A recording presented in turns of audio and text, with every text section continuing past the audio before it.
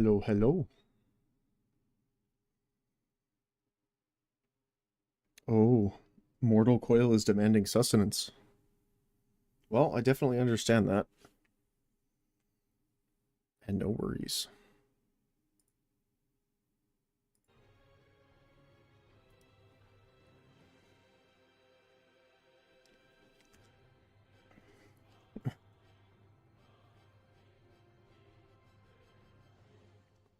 While you do that, I'll just double check everything here.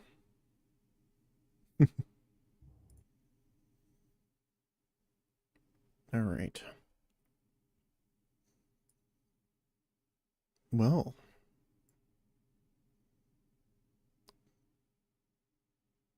other than Reaxis, welcome back.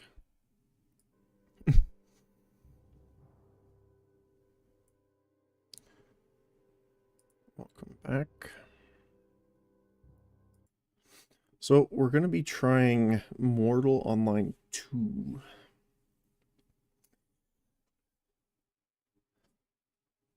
Speaking of Mortal Coil, I did play the first game for a little bit, but I was interested in trying the second one.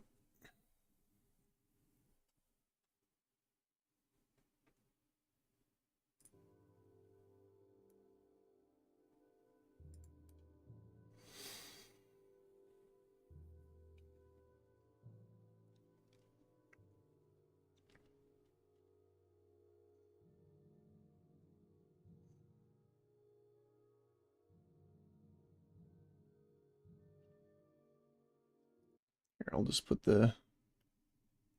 our music on for a moment.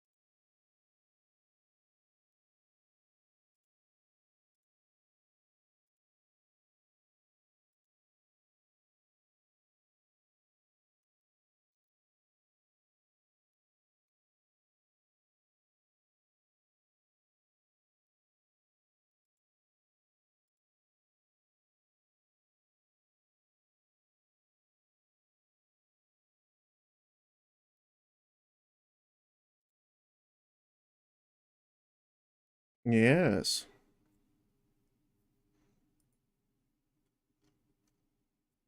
Welcome back.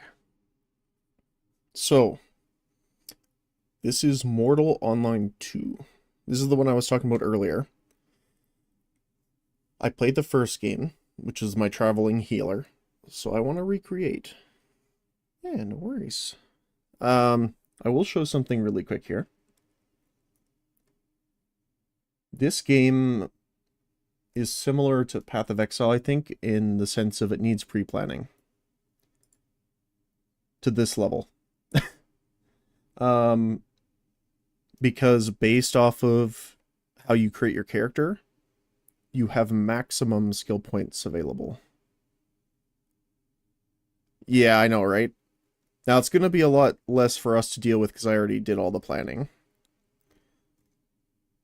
And you got to deal with skills and stuff like that, obviously. But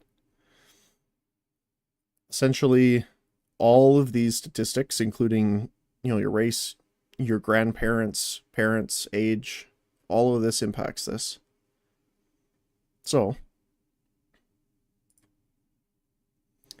unfortunately, they don't have any blue hair because I would have taken it. So we're going to have to live with this.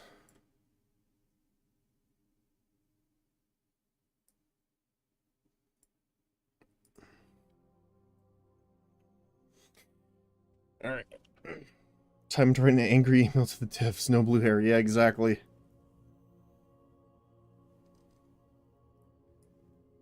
We did at least get to pick blue eye color, so yeah, I can live with that. New Aaron. You can't do any spaces, unfortunately. Could do. I'll do Erwin.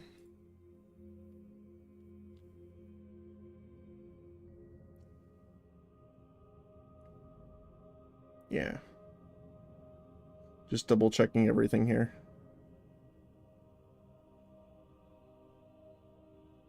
Strength, Dex, Con, yep.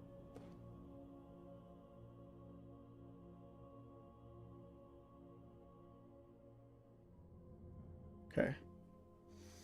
Oh yeah, I started Albion, and the first thing I saw when I hopped on was the game server.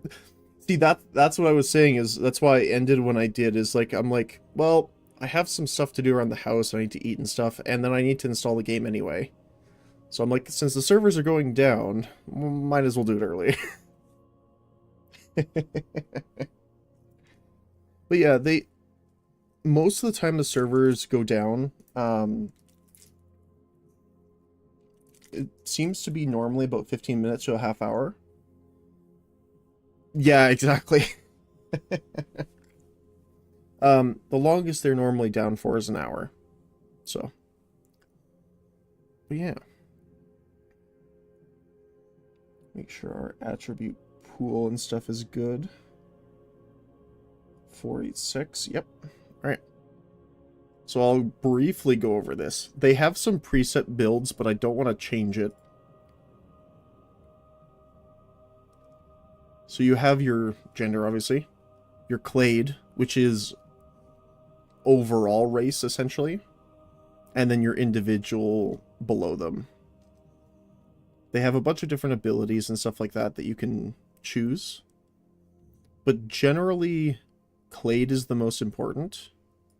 And then you have bloodline, which impacts some of your stats. Very interesting, though. First MMO I've heard that it does daily maintenance. Yeah. Yep, they do. Yeah, they do. They actually do a good job, so.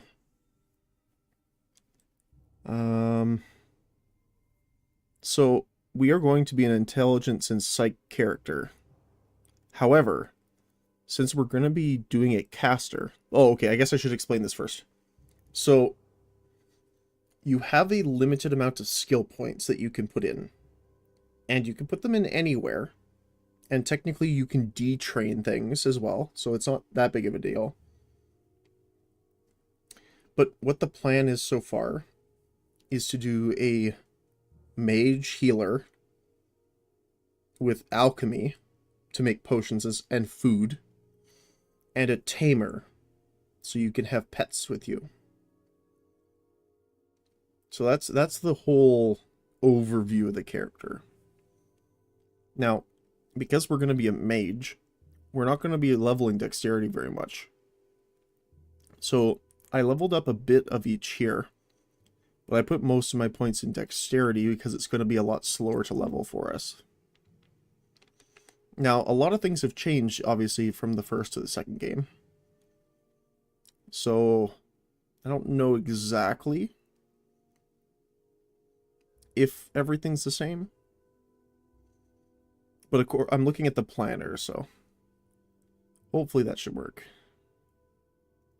And then we're not going to really do a ton of face tattoos or anything like that, but they also, I think this is the longest hair they have, really. Yeah, unfortunately there's not many hair options. But that's okay.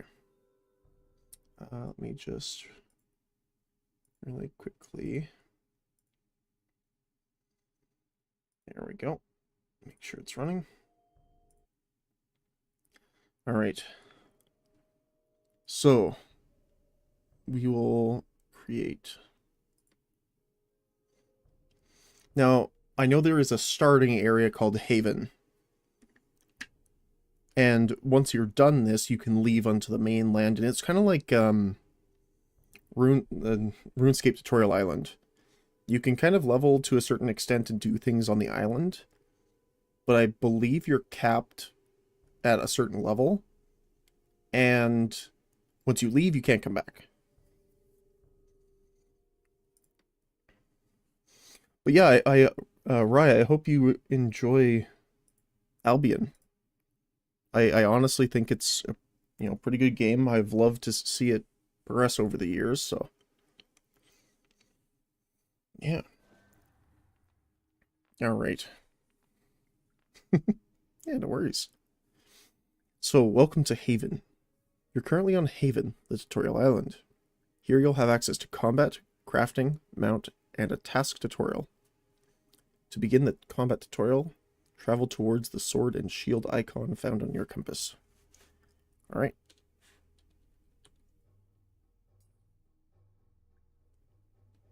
Okay, see, make sure everything's working okay. Looks like it.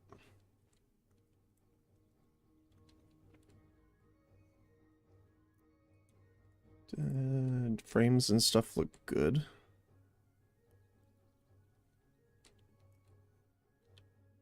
The first thing we do is be an absolute loot goblin. We have to do it. It's not a choice. Get those little grabby hands.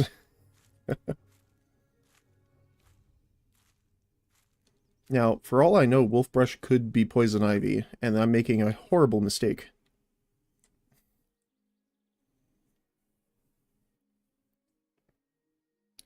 Stamina. So they have a bit of stamina and mana nourishment. Do a little bit of healing, a little bit of poisoning. Grab everything in sight of... Yep. Well, unfortunately, we do have weight limit in this that is much more hard fast than Albion. I can just gather grass. You can also eat grass.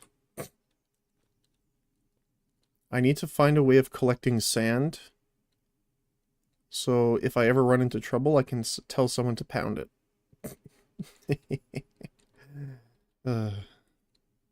When touching grass isn't enough. Yeah, exactly. I need to become one with it. Embrace it. Training dummies.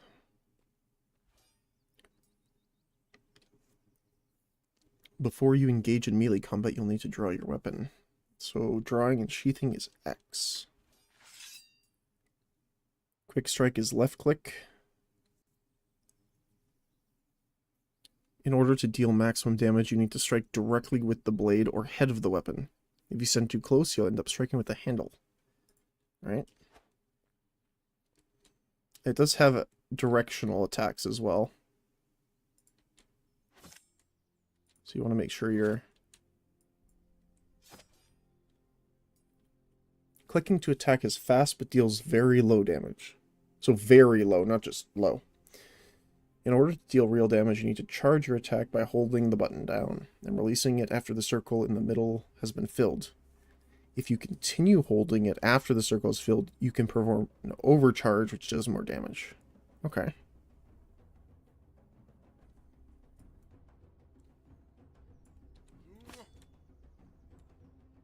So, let's see. So I don't know if you can see it.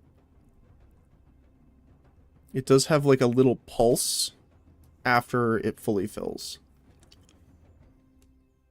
Left, right, overhead stab. Okay.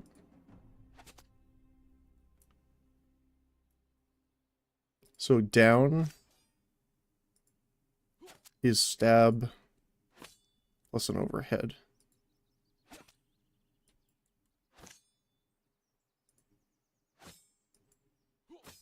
Okay. You can block by holding the right mouse button in the direction. So decent.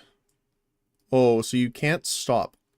If you block in a direction, you can't move to change it. You have to realign yourself. Okay. Become one with the grass. Wear a ghillie suit and just blend. Now that you've learned to attack and block with different directions, it's time to put your knowledge into practice. Sparring with the combat tutor. Oh no. I am in danger. Okay, cool. And X is to sheath. Okay, pets, which is something we'll get into later as well. C is character sheet. Okay, so I know, so this is how you can lock or set your stats. Touching grass is for beginners, eating grass for veterans, and becoming the grass for enlightened. Yep. Embrace your inner ghillie. So we're going to want to devolve strength here to 40. We want dexterity to go up, constitution to go up, intelligence, and psyche to go up. Perfect.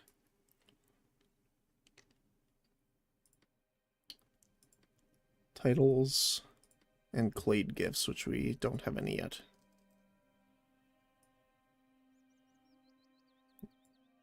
There's some interesting ones that I want to get. The Alchemist is one.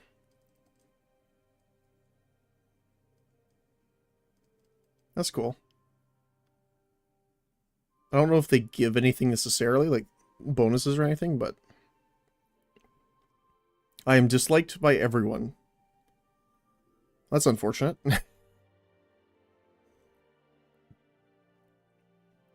So because we also increased our dex quite a bit to start, we will have a faster movement speed, which is pretty good. Okay.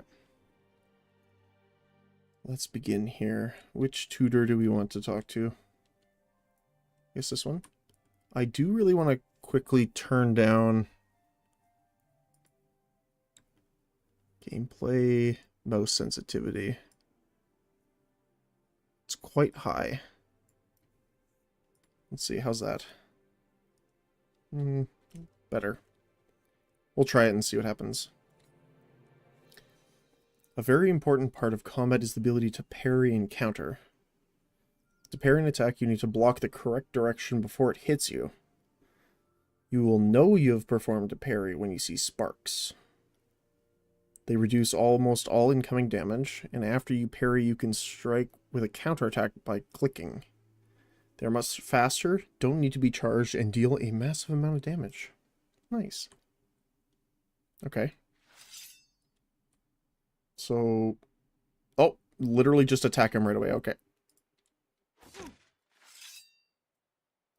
So, down. Top. Poke. So, I'm blocking up. Okay, that worked. So it's a bit finicky sometimes. Let's see. Oh.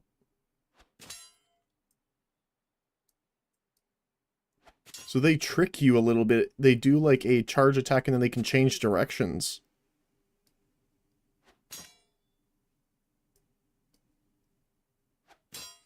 Okay.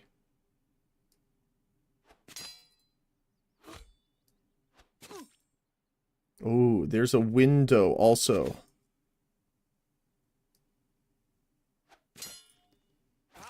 Nice. So they have a bit of a counter window. Oh, hey, still hitting me. Follow the marker. He's just attacking me while we're talking, that's fine. The undead are slow opponents but can be deadly in groups, so be on your guard. Excuse me, sir.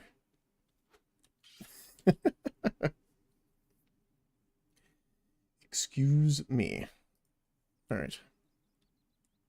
So, I always want to check flowers and stuff like that, because in the first game, you can collect a lot of things that, you know, here.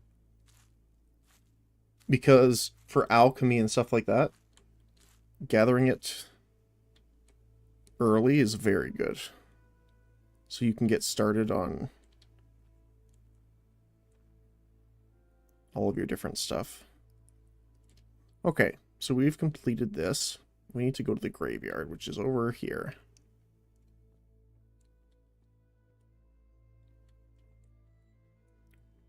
Dapplewood. Interesting.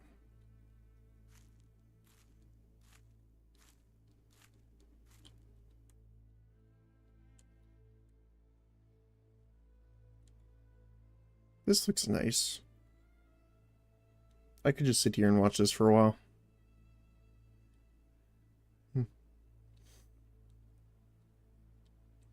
Although I'm not sure that would be a riveting viewer experience. Alright,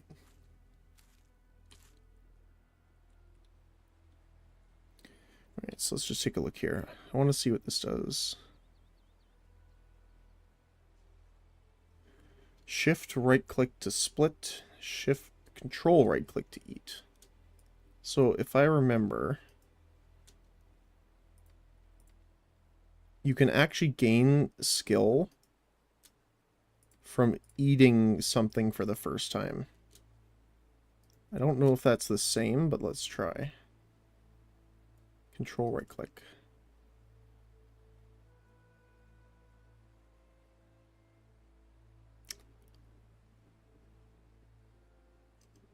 Okay. Active regeneration skill has been learned.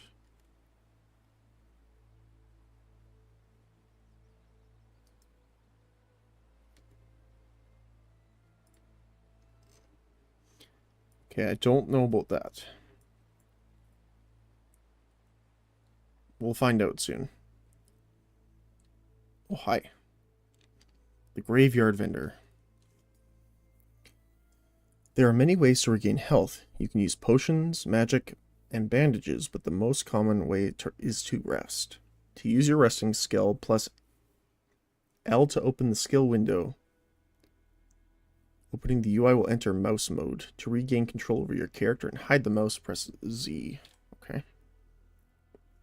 Well, we have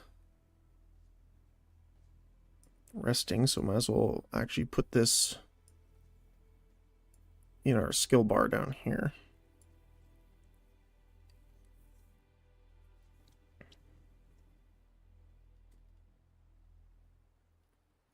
So how it works in this game is you have primary and secondary skills. Your primary skills consume skill points. Secondaries do not. So you can go from a level 1 to 100 in a secondary skill and it won't cost a single point. However, most secondary skills require a primary first. Not always, but most of the time. And the leading skill, so for example, mental training, if it was level 50, you can't level any of these above level 50. So that's something to know.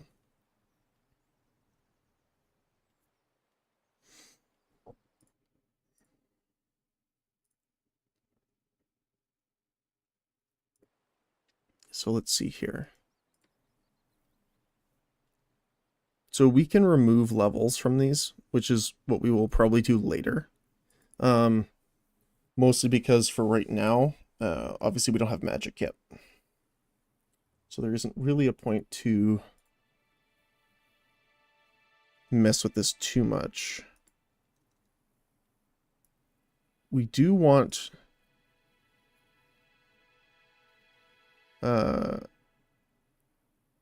ecumenical spells here, because this will be our healing magic.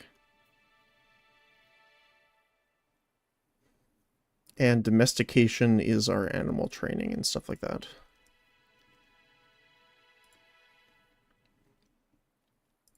Alright. So, let's try this out. Well, I guess we have to use our resting skill as Z.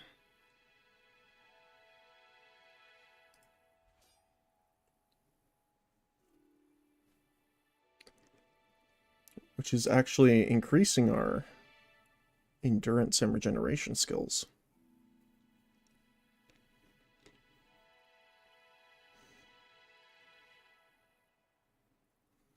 Unfortunately, I know my head is kind of blocking the chat window here, which does have our skills listed, but I'm not quite sure what the game is like when it comes to player base, so I would rather be a little careful. Alright. Now it's time for some real combat. The best way to deal with an undead is to parry it, then counter their attacks. Remember that to parry an attack, you need to block in the correct direction before it hits you. Chat do be spicy sometimes? Yeah, that's why. After you parry, you can strike with a counter by left-clicking. Hint, try not to move around too much while fighting. It'll be easier to read their attacks if they are still. Alright. We also don't want to aggro all of them.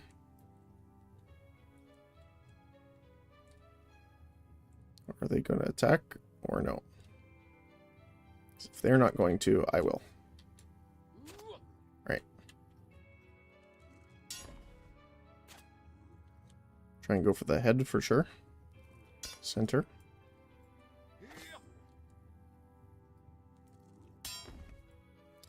I also... One thing I notice is I have my mouse on a little bit of an angle. So that is something to note. Because sometimes when I try and push upward, it goes a little bit to the right. We can loot Holdar. A head. And a carcass. Nice. Nummy. If I recall, we can... You can butcher the... Yeah, press and hold. Lovely.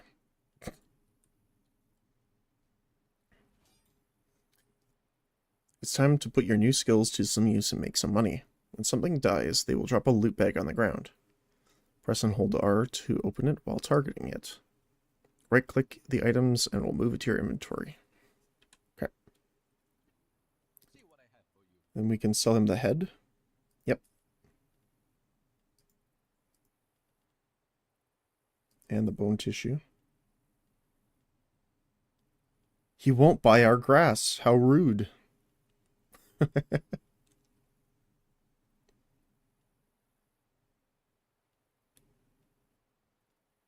All right.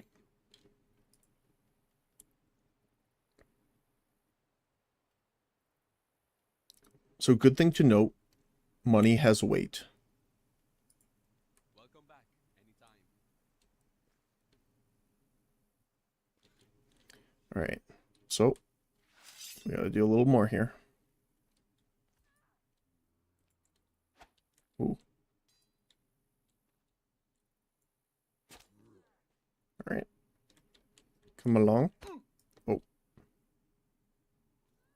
Gotta practice the timing a little bit better here.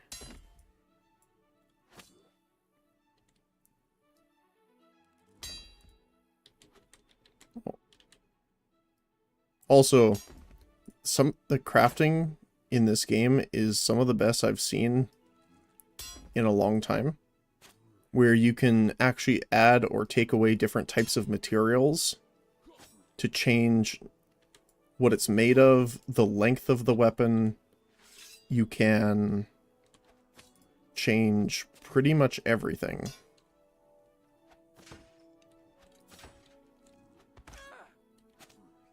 Alright. Bring our friend a little further out. Yeah, it's actually really cool. Now, I won't have too many levels in a lot of things crafting, other than alchemy, of course. However, I will have pet armor crafting. So we can experiment at least with that. Let me go over here really quick. Like, for the other thing, too, if it's like the first game, like, for example, you can have the hilt of the weapon, the guard, the blade, all made out of different components. And then you make the sword by putting them together.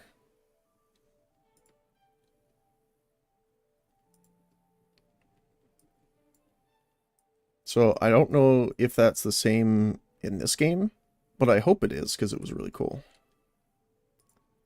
Alright, need one more.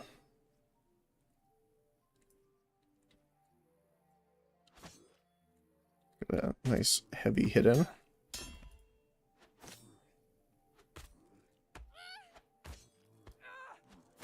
Oh, see? I blocked to the right. It's going to take a little bit of practice to get used to. You know, as long as I don't die, I am happy to practice. And smack. Also, depending on your weapon, like pikes and long swords and stuff have different lengths. I believe if I open my character sheet, I can actually see. Yeah, so you can see the weight, the durability, the requirements, and the damage as well. But you can also see steel short sword, blade with steel, heavy hilt, common quality. So, yeah. There's a lot you can do with crafting. Your new loot can be traded at a vendor for better equipment. Press R while trading him. Left-click on the item you want to add it to your buy list. Right-click on items you want to sell. When the worth of what you're selling is equal to or more than what you're buying, click the buy button to perform the trade. If what you're selling is worth more than what you're buying, you will get the difference back in coins. Okay. Let me finish butchering the undead carcass right in front of you. Pay no attention. I don't doubt it. I agree completely. Alright, so let's see here. So they have leather. Now, a thing to note. If I recall, because I have a passive that partially negates this, if you wear armor, it reduces the rate at which you regenerate mana. Ooh. So Warhammer.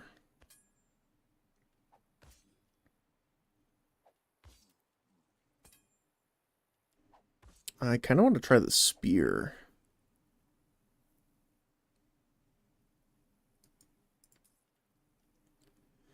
And I guess we should get at least the chest piece here. To start using your new gear, you need to equip it. Open the character window and inventory by pressing tab. Right click to equip. Alright. Keeping help those shambled undead under control is a good way to make some silver. but learning how to hunt animals can be a lot more worthwhile, and a good way to get materials for crafting. Let's hunt the easiest prey in Haven, pigs. Alright. Well, I might just really quickly defeat a few more undead to get maybe another piece of armor. But, yeah, sorry, Rye, I totally agree with that. Like, I can't even imagine, like, even just testing our games, which are in, like,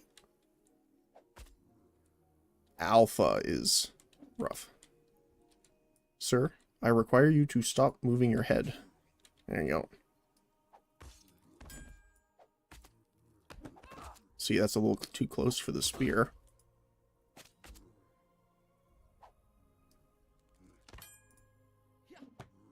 Bonk. I like that. It makes that, like, thud sound because you hit him with the wood instead. Nope. So it is a detriment then. You have to, like, kind of back up a little bit when you're fighting these guys, or else your weapon's not going to be very effective. Which is actually interesting. I like that.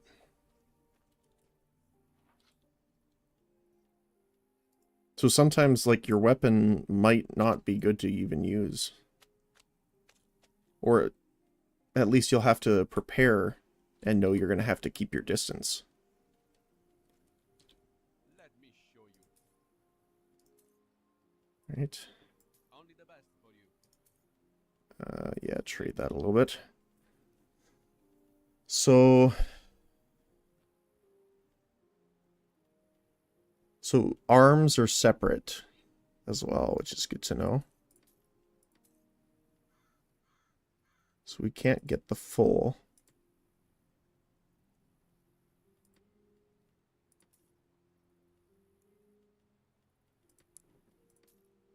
We can get both arms, though.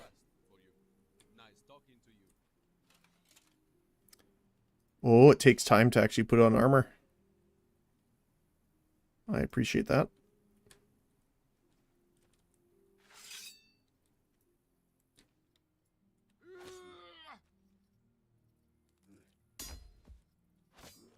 And the thing is, too, is that I'm guessing the undead are slower than your average enemy.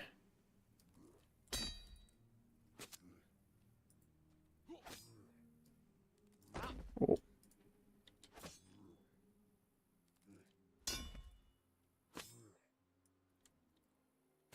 Nice. A little bit of grinding. Level 1 grinding. Pretty much. Alright. Let's see. I gotta watch my health a little bit, though, because...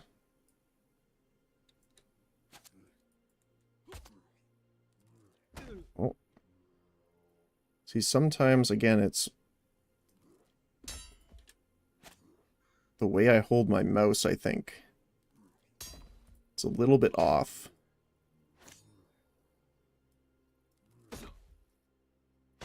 Maybe it isn't me, because I'm seeing the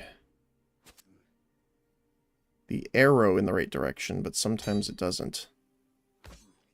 Although maybe I'm moving it when I press my right trigger, or my right mouse on my... there. Could be that.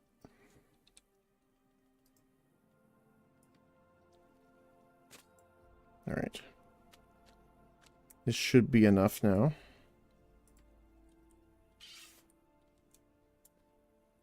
Hello, my friend.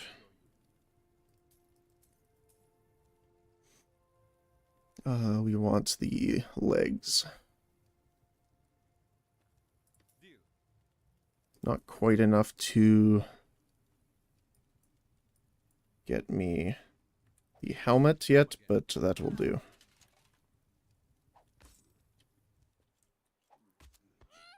Someone gave me a T3 horse after seeing me slowly crawl back to town with my donkey. Yeah, that's the thing. Albion Online also has, like, a pretty good community. Like, there's always your interesting individuals, but for the most part, people are super friendly, I've found.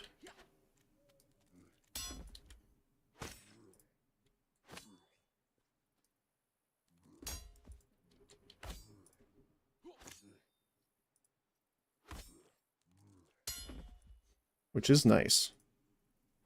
It's always good to have good community that can help out or, you know, even just be friendly when you're playing.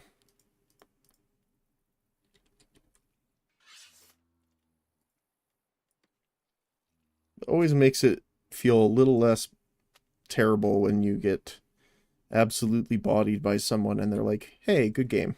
I have what you're looking for. Community makes the game sometimes. It honestly does, yeah. Thank you. Alright, so...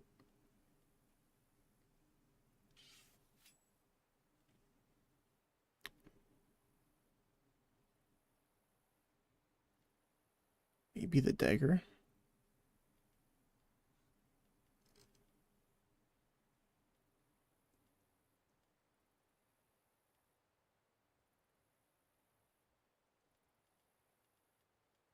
I kind of want to try the dagger out.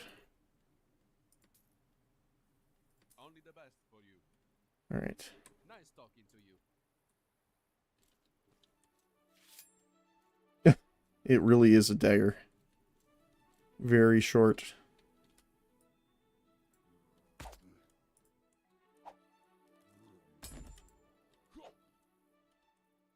Why? All of a sudden they see very tall for some reason.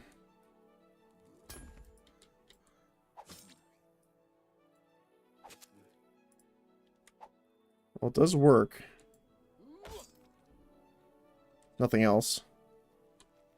Yeah, it seems like for some... it, like, changed the FOV a little bit. It's a little weird. Maybe not. Maybe I'm just seeing things.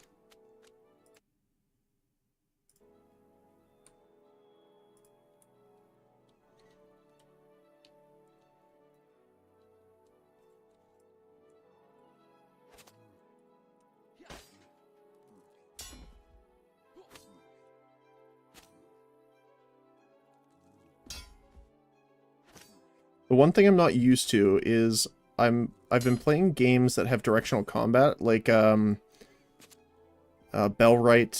for example, and you actually can move your block after you press the button by choosing the direction. I think that's what's happening in my brain. Is that I'm blocking and then trying to pivot to block the other direction. Have you had something to eat yet? Maybe it's the hungry. Yeah. I had a little bit to snack on, so I should be okay. See what I have for you. It's just the leftover hangy. Leftover hangry. Right. Thank you. Well, we got... we'll keep the dagger on us, I guess. So I'm pretty sure the weapon axes can't be used for logging for some reason. That's what I'm thinking, but I'm not sure. Welcome back. Anytime. Alright, that's good for now. Let's quickly rest here while we jump on top of... if I can jump on top of this rock. Then we will rest looking at the lake and the waterfall as we regenerate our health.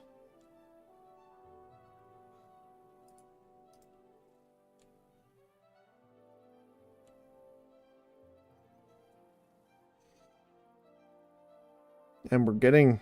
I know, again, you can't see it because my head's in the way, but we're leveling up endurance and regeneration while we do this, too.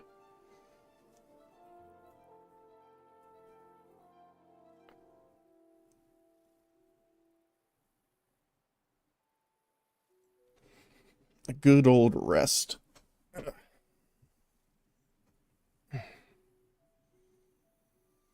Almost done. And we're good.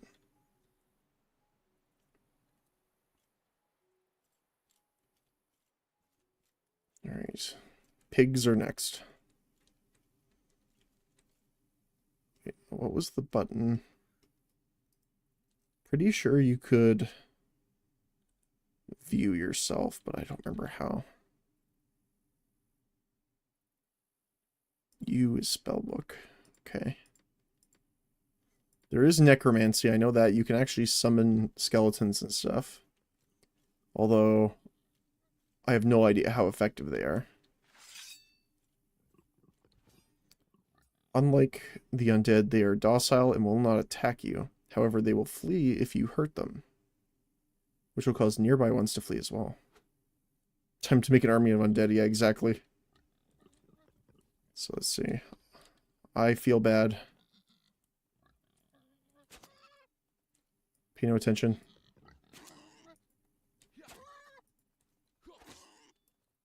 I hate when they had sounds to it. It makes it so much worse.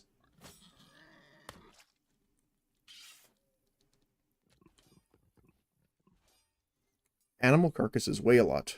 To reduce the weight, break it down into basic materials. You need to butcher it.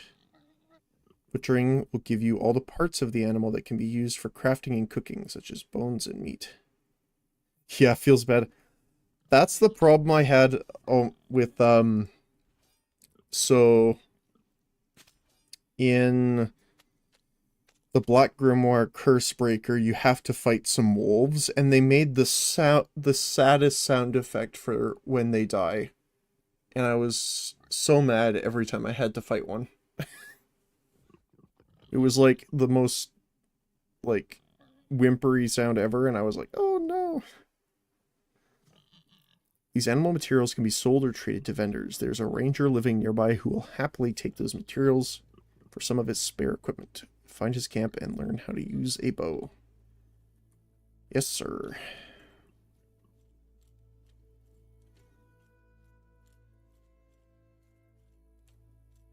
Well, our dexterity is high, but there is something in this game which I guess I'll mention. Can I not take those? Nope. Okay. Buy yourself a bow and some arrows. Okay.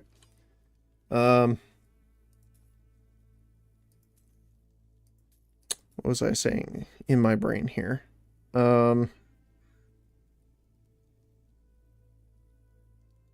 Shoot.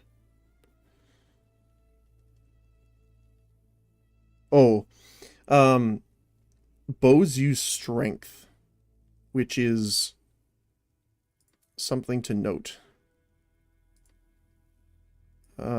Let's grab a couple here. I don't know if... Let's do 30. Alright. We will equip it. So bows take strength based off of their draw. So if you have a high draw bow and not enough strength, you're kind of toast. And considering we have very low strength on this build, it's kind of unfortunate. The ranger camp. Oh, I did. I did. Oh, it didn't equip it because I walked out of the area. Equip. And equip. Before you go hunting, you'll need to learn the basics. Go to the training camp nearby. Alright.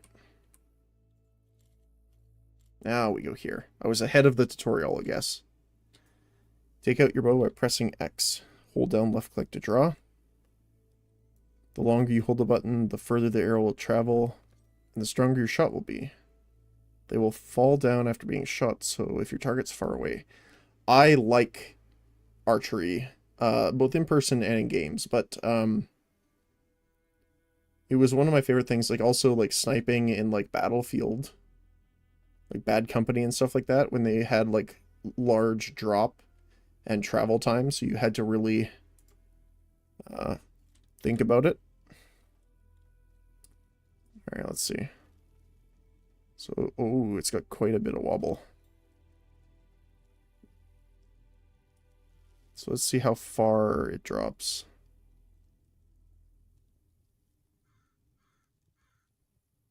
It's quite a bit of movement. Okay, a little too high.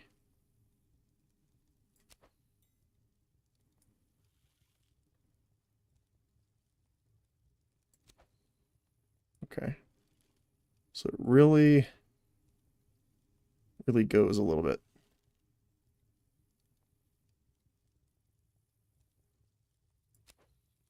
Okay. Heat each dummy. Okay, I gotta hit the other one. It's easy enough to hit a stationary target like a dummy, but unfortunately most animals can and will run very fast. Most forests are home to springboks.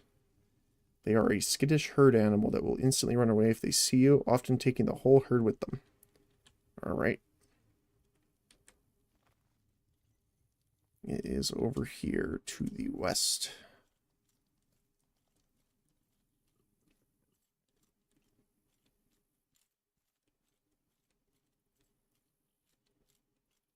Fortunately, that bright blue light obscures most of my vision through it. Left click to make sure it's fully drawn. Okay. Hi. Pay no attention.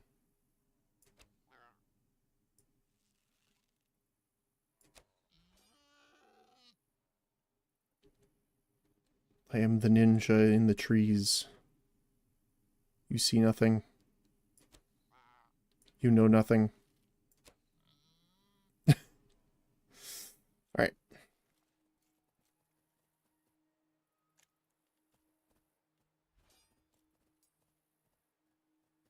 This time we will bring the carcass back to the camp and butcher it at the table. Okay. Hopefully I can carry both of them. I can.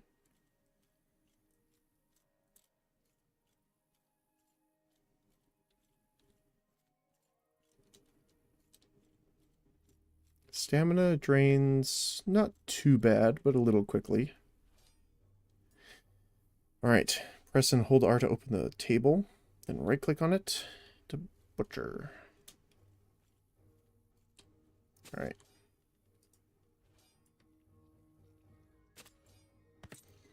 The usable parts are now in your backpack. To cook the meat, hold R on the cooking station. Then right-click it in your inventory to add it as an ingredient. To start cooking, hold left-click on the button. Nice. Yeah, I remember from the first game, most of your starting cooking ended up like an unedible mess. Okay.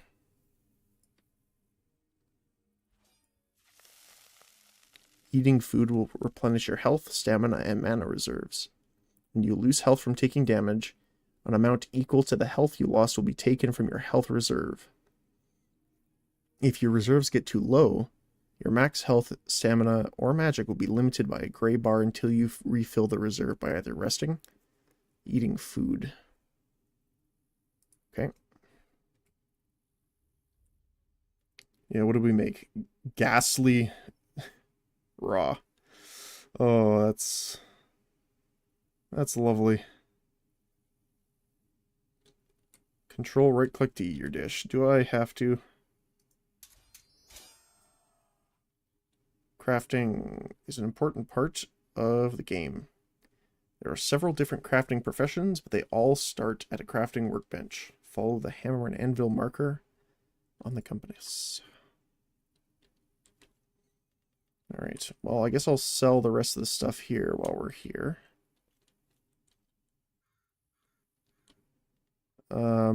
Have my ghastly raw food.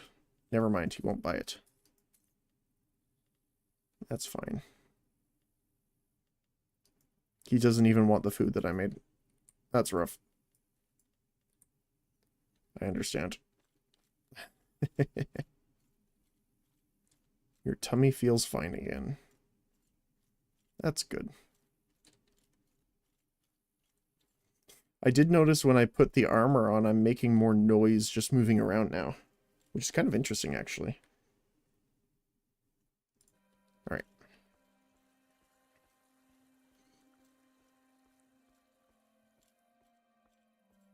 We got some other people here, actually. Before we can craft a weapon, we need to gather some materials to make it. A handle for your weapon will need material for the grip. Cotton is a light material, easy to find. Okay. So hey, we do get a crafting tutorial. Perfect.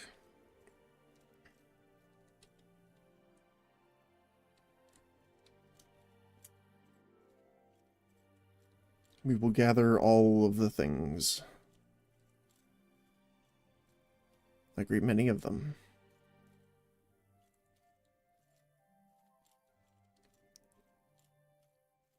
All of the grass belong to us. Alright, hold R while gathering it. You will keep gathering until you move away or until the resource runs out. We only need to gather 50 for now, okay. Oh. There we go. So you don't need to hold the button down yourself. It will automate. No, that's grass. Why are you collecting grass? Cotton. There we go. See, the character just wants to touch grass more than anything else, I guess. Your new weapon will need a material for its core and blade. Dapple wood is a type of wood that grows nearby and can be used to craft a simple training blade. Might as well grab a little bit extra cotton if we can while we're here. No, it's already been all depleted. Is this all connected here? Nope. So they're in little batches, I guess. Like clusters, I guess, would be a more accurate term. Activate your little insane grabby hands. Alright. I don't want to grab too many, because gathering wood requires you to have a weapon equipped. To gather wood, hold R while looking at the tree. Okay. Well, not the bow.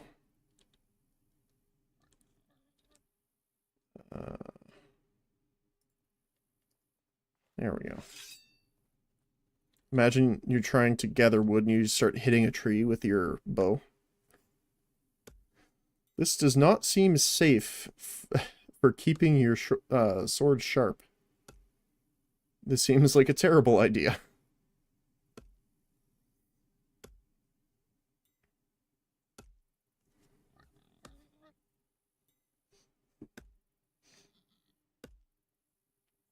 Although I guess if you use your weapon to do it, getting the axe would have been fine.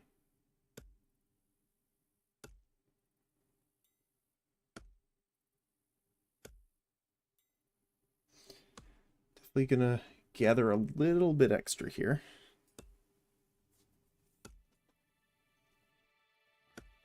Alright, one more grab. Alright, there we go. Oh, there's a boar, or bush pig. A large lad.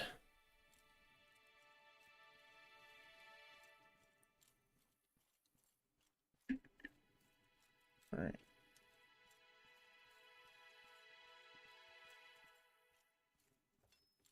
You know what this game really feels like? I don't know why my brain just thought of this, but Survival Skyrim. With, I guess, a little less janky running up the sides of a mountain. Hold R to open the crafting window. Click on the type of handle you want to use. From there, you can add a material to the grip by right-clicking. Weapon grips can only be made of soft materials like silk, cotton, wool, fur, or leather. Do the same for the material you want as the core, for which the sword represents the guard, and pommel. So this is what I was telling you before, Rai, as well. Yes, Skyrim with PvP and full loot. Exactly, yep. So, the hilt we are making out of cotton. And core material is the wood.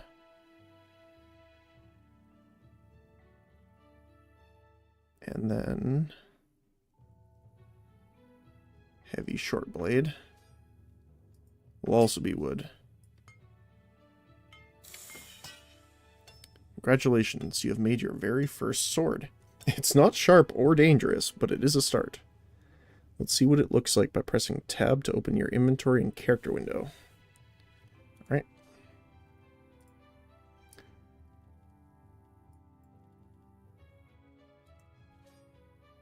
To expand the list of things you can craft, you need to read skill books. Books are sold by librarians and vendors around the world, but they won't give them away for free. Luckily, vendors will accept most resources in return for their items. Anything is dangerous if you try hard enough. That's fair. I do not recommend doing anything hard enough that it's dangerous.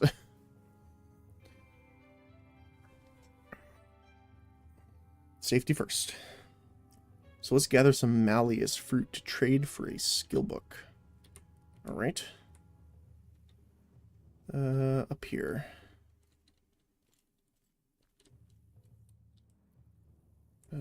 Is there a vendor? Yes. I want to see if I can just sell my extras that I got for now. Let me show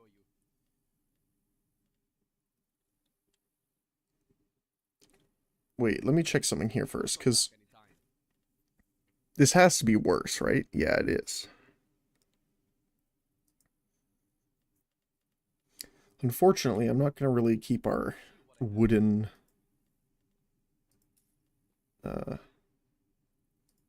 Oh. He does not want to buy it. That's unfortunate.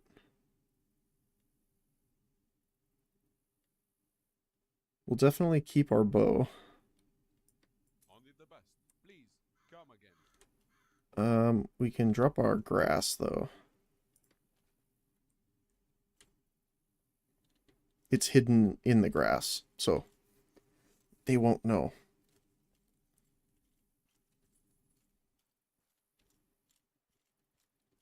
I'm assuming this is our vendor here. Press R to gather fruit.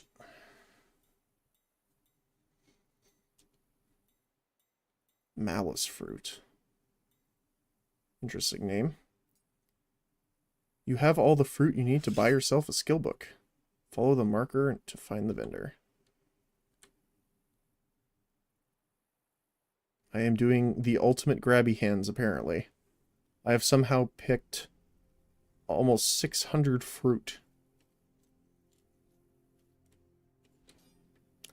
The fruit you've gathered can be traded for vendors for other items. So trade with him. Okay, this is the same as before. Okay. Let me show you. Alright. Let's sell all of our fruit. And do crafting short blade heads. Thank you. To start reading the new book, press tab in your inventory. Then you will start to read it. You can see what you're reading in your character window. Not only will you learn a new crafting skill, you will also passively gain experience in that skill while reading it, even when you're not logged on. Okay. Nice talking to you. So, short blade heads, right click. Wooden blades can be useful for training, but for a real weapon you'll want something stronger. Behind every ingot of metal is a skilled miner that makes his living pulling rock from ground, crushing, grinding, and refining it into the strongest materials. We need the granum. Alright.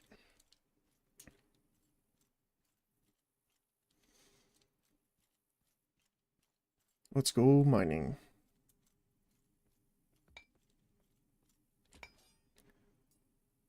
Press and hold R to start mining. Okay. Oh, it's painful to watch someone mine stone with like the slashing end of a sword. My crafting instincts are unhappy with this.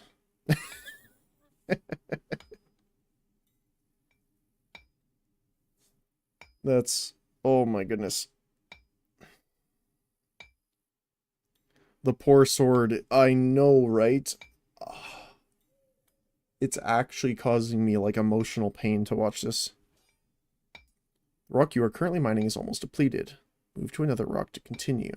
Okay. Let's go to this one then.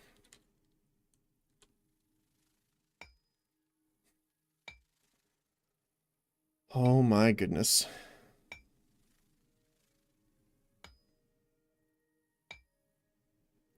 Just imagine pickaxe is only 5S. Don't know why they let you do it with the sword and tutorial. Oh, okay. Yeah, it's an interesting way of doing it for sure.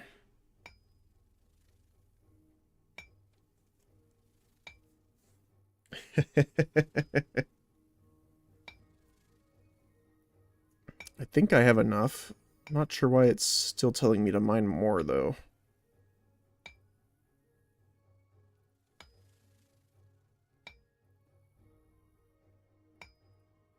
If we gather, like, above 800, I'll move around a little bit to see if it'll reset. Okay. Oh, it wanted me to mine from over here. Well, okay.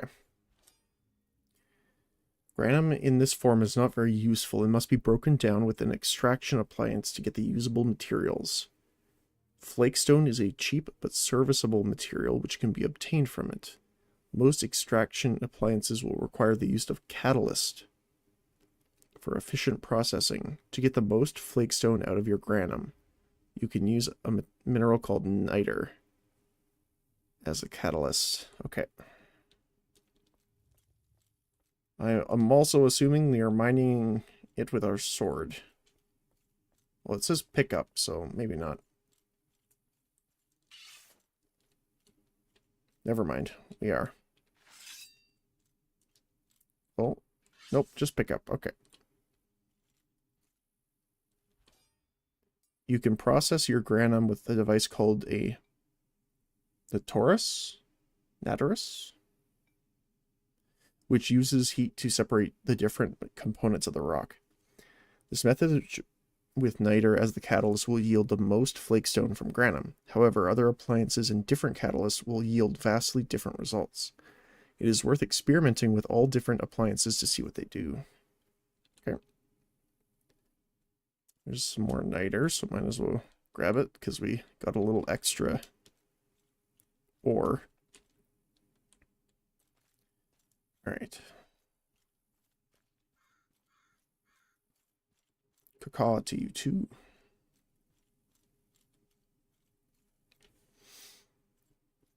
Alright.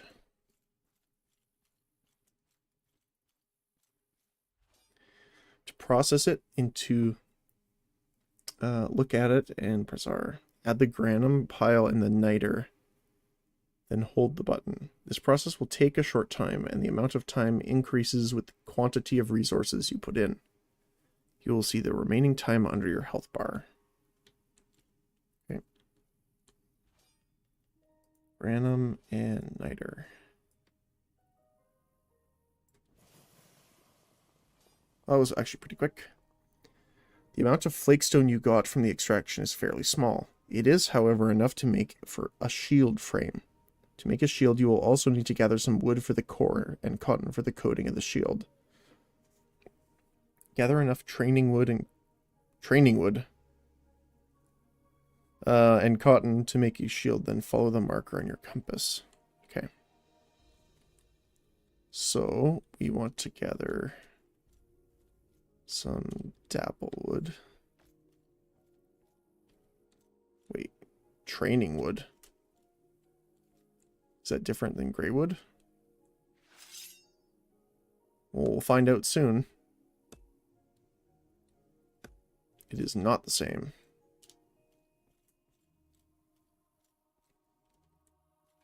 I think it was called dapple wood before, right?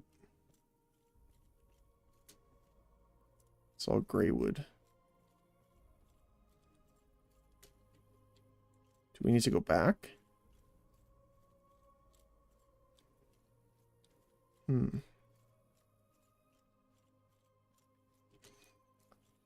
Oh, the wood is marked. Okay. Sorry, I thought this was the crafting station. Didn't realize they just had wood laying around for us. Alright.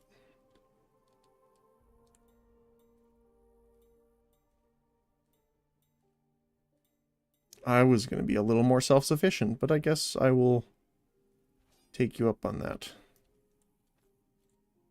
And then we do need to go back for cotton, though. Okay.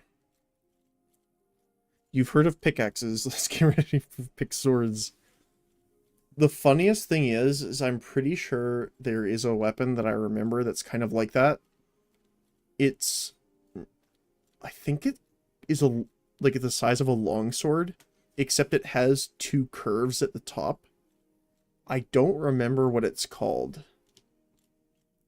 And that's what I immediately thought of when you said that.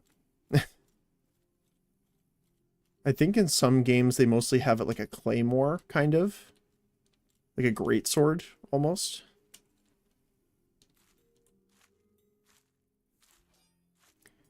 Now you have all the materials you need to make a wooden shield. Nice.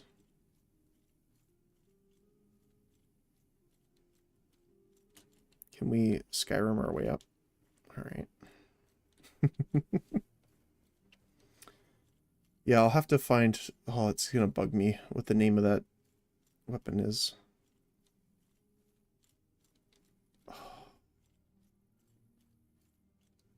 It's not a hook sword, that's something different.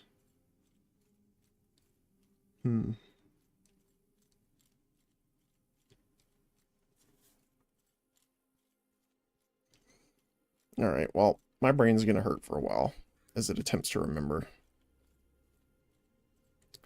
Alright, so we want a small round shield with core material and coating material. And the flat frame out of flakestone. That does not look very effective.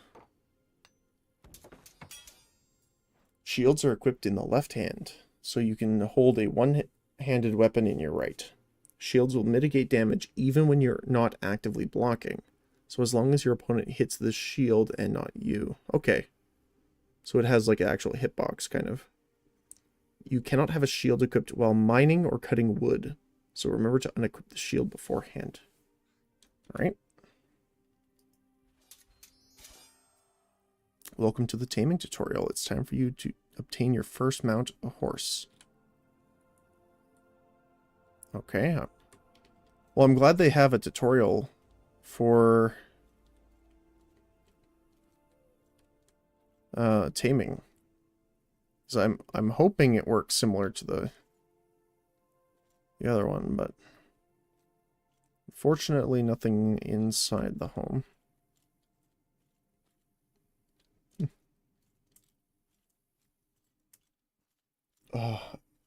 I still can't, in my brain, I'm just picturing, like, imagining any type of, like, weaponsmith or armorsmith and just watching someone mine with a, not even just mine with the sword, mine with the blade, like the sharp edge of the sword. The whetstones even roll over in their graves.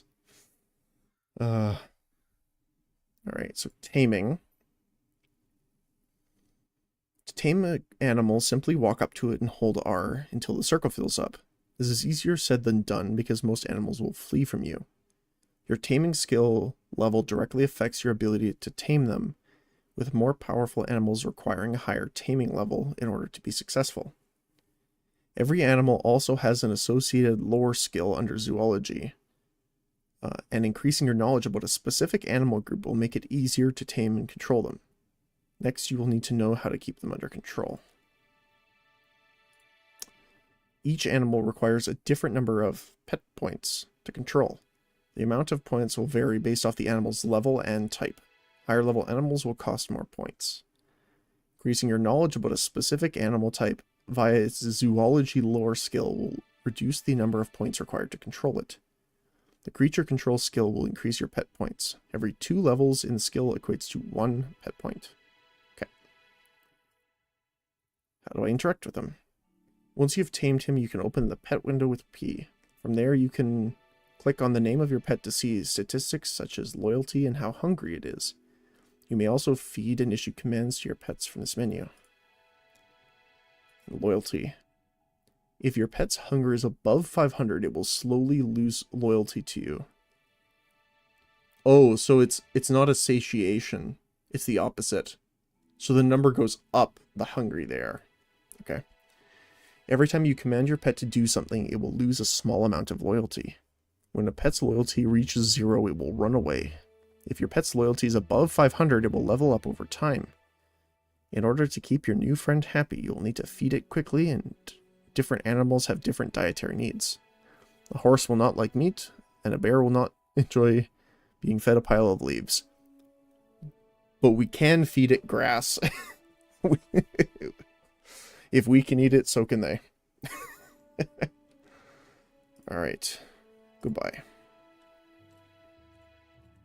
Which is hilarious because our quest is now gather 300 grass. We are touching grass. Now that you have some food to give them, it's time to tame your first horse. Alright.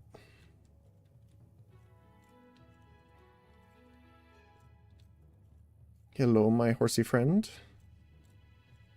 How are you today? To tame it, walk up to it and press and hold R. The circle in the middle of your screen shows the taming progress. If your taming skill is high enough, you will complete the circle and successfully tame it. Alright. Hello. Oh, you have to you have to press and hold it unlike the rest. Okay.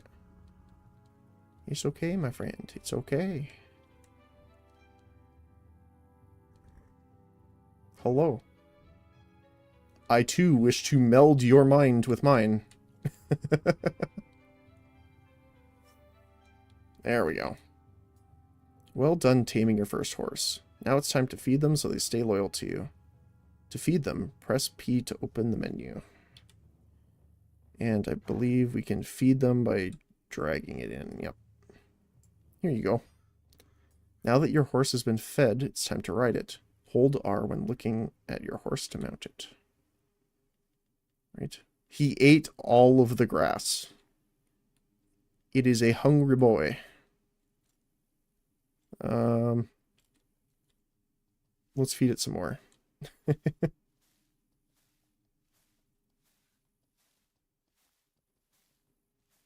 Because apparently this man can just consume... Where are you? Oh, there you are. Oh, so when they're tamed, do they show up blue? You cannot ride a horse when encumbered by armor weight. Okay. Here's all the food. He likes the grass. Well, that's good. Alright, so we are encumbered by armor weight. Okay. The weight of your equipment is too much for you to carry, and it's slowing down your movement. Well, that's unfortunate. I think it's probably the shield, right? Yep. Alright.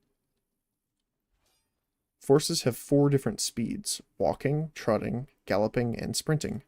Oh, I just got knocked off. Tap W to increase the speed, tap S to decrease, and double tap W to sprint. Alright. Oh. Alright. Let's go.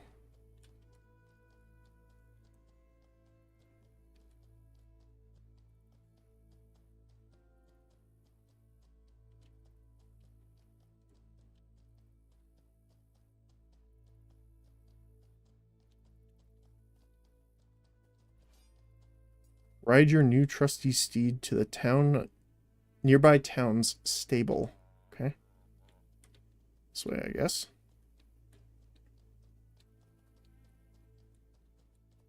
I like the slower speed instead of the sprinting.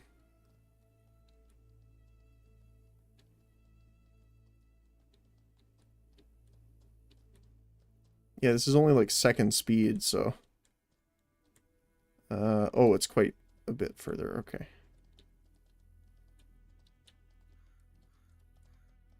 So this is its fastest speed right now.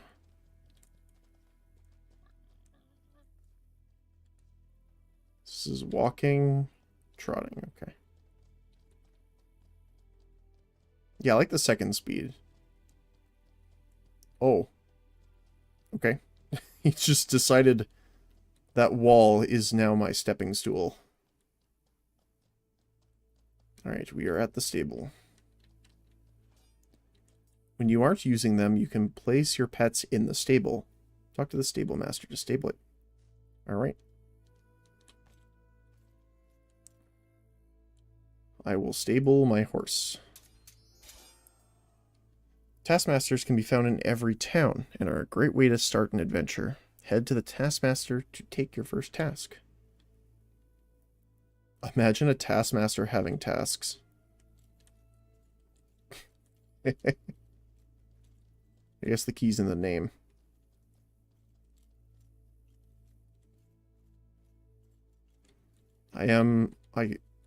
What's the button to... Oh, nope. There is a button... keybinds. Numlock is auto run. I'm looking for...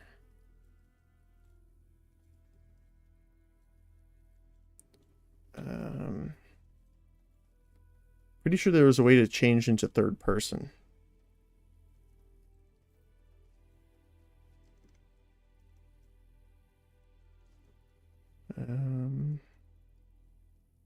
No? Oh. I thought there was for some reason. Huh. Alright.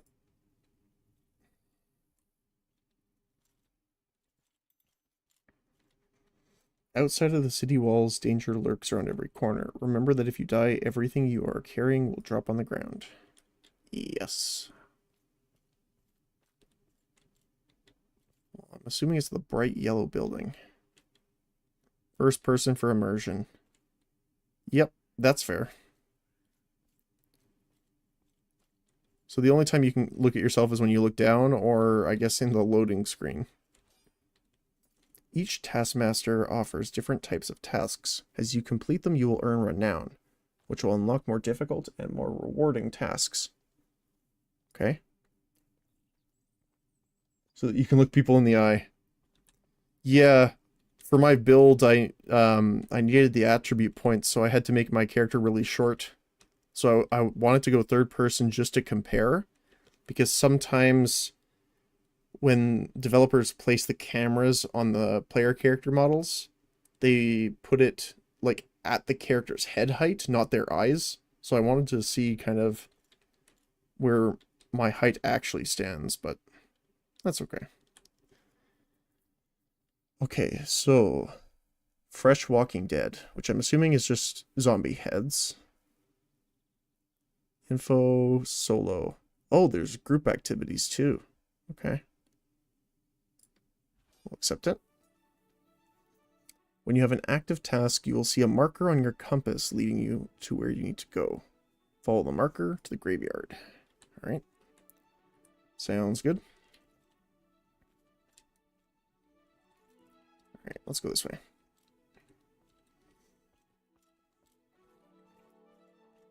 Yeah, so I'm interested to remake our alchemist boy.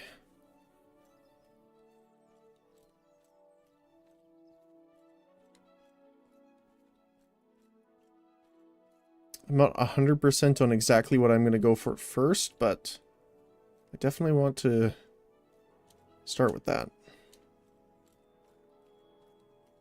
My shadow makes me look like a little gremlin running around.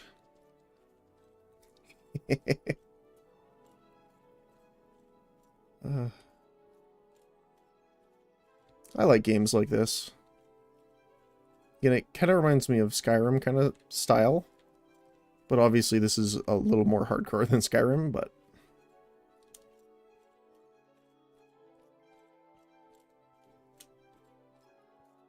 Oh, Stable Master over here.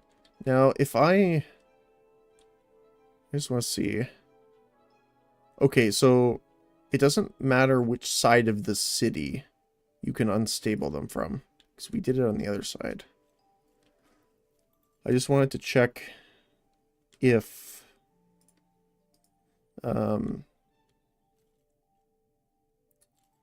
it was location based. So like you go to one stable master, it has to be from that where you withdraw it from. There's a little, I'm assuming like a grind windmill of some kind.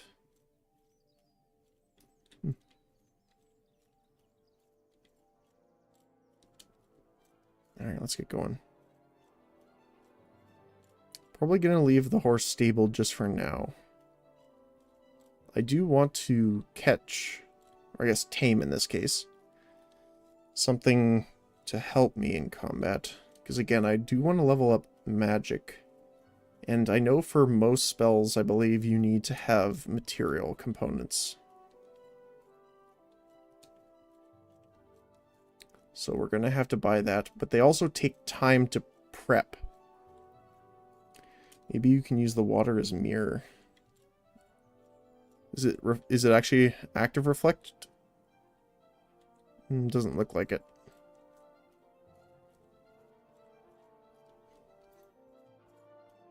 I'm also wearing heavy armor. I don't know if swimming is the best idea.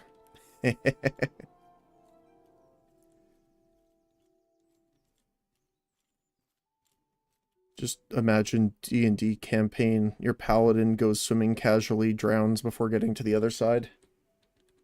A priest. Set priest as home. Yes, just in case. Graveyard vendor.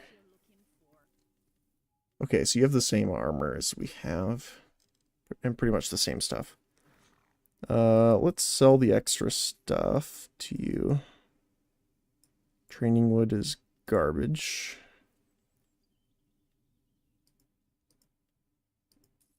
Here's the fruit. Both of our labors and actually.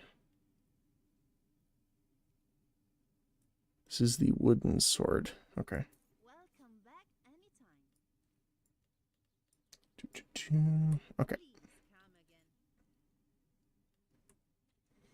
again. All right. Graveyard.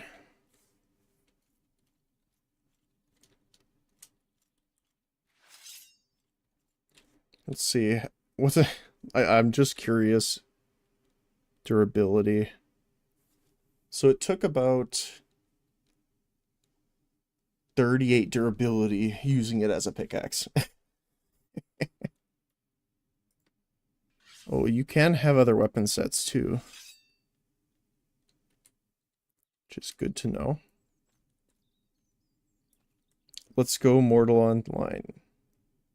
Thanks, Water. Appreciate the follow, man. Thank you. Yeah, I've been interested. I was putting it off for a little while, but I played the first one, so I was interested in getting into the second one. And since I've been playing Albion earlier today, I thought between Albion Online and this game, it will be our theory crafting days, considering how much you actually need to do to prepare class. Where are you going?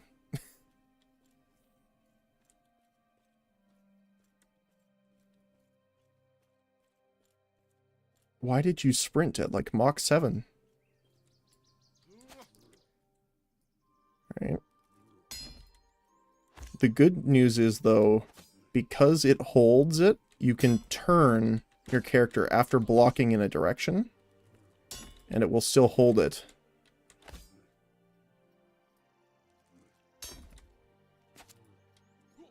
Oh. which is different than like Bellwright or something like that. Alright. And we're gaining glory for defeating them as well, which is pretty good. And I believe... Do they still count? No. We're getting lore... Skeleton lore. So we are leveling up our... zoology, which is good. But we need mammals, specifically. Mostly because I think, from what I was looking at anyway, you can get wolves here on Haven. I don't know if there's anything you can interact with in the environment or not, but I just want to make sure, so I'm not missing anything, if there is. We have a friend here as well.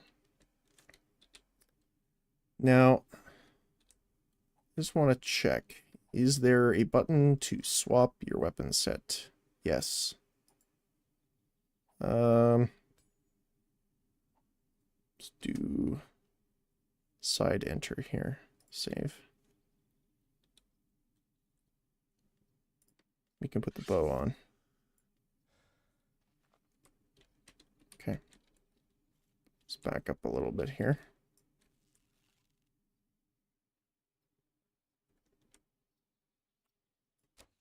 Ooh. They're side to side wobbling. And then how fast do you swap? Oh, not bad actually. I don't know where he's going though. Come back. Oh, I hit him too. Nice. Where are you going? With like a bunch of arrows sticking out of you. He looks like a pincushion.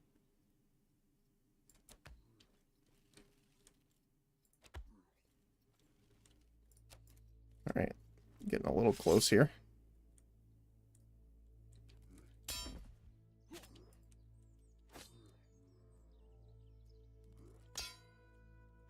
Alright, and... So we can get the counter in and a quick attack. If you time it well. Oops. Wrong way. The amount of arrows sticking out of him. Oh my goodness. I love it. Actually, can I gather them? No. Okay. Alright, so it weighs a lot, so let's break it down. Yeah, from 60 all the way down to 20. Alright. So.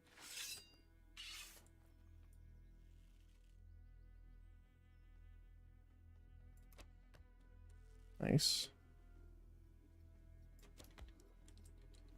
At least get a couple hits off.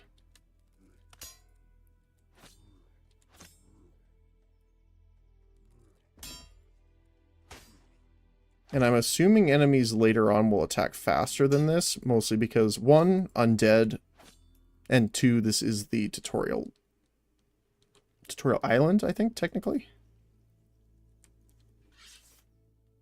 Not meaning to sound too RuneScape about it, but...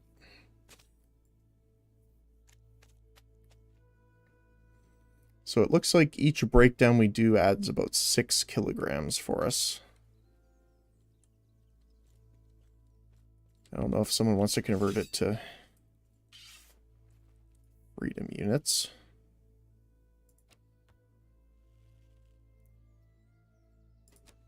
Alright, one more. Nice, alright. Oh, I pressed the button, but it did not change.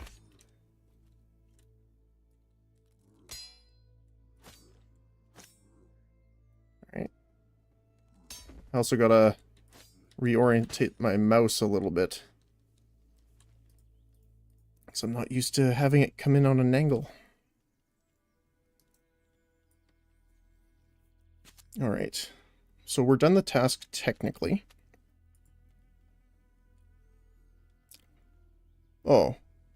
Oh, it's just this finished task, not finished. So we need one more to go. That man's torso is melding with the cement. I do not wish to mess with someone that can walk through walls. Okay. Wait, where are you going? Oh, you can right-click to cancel the bow draw, which is good to know. My friend, I know you are a walking corpse, but I'm pretty sure you have somewhat of a brain left in there. Ooh, that was close. Actually need to aim higher. Got him. Nice. Wait, why is he full health? Is he healing up? Weird. Okay. No arrows left, so we go on a melee spree. They fear us. They run.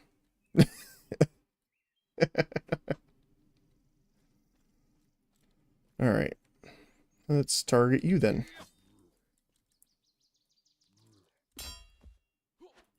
Oh, a little too far away for the stab.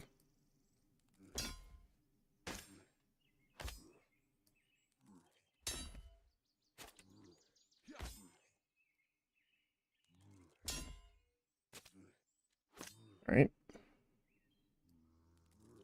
Oh. Not quite.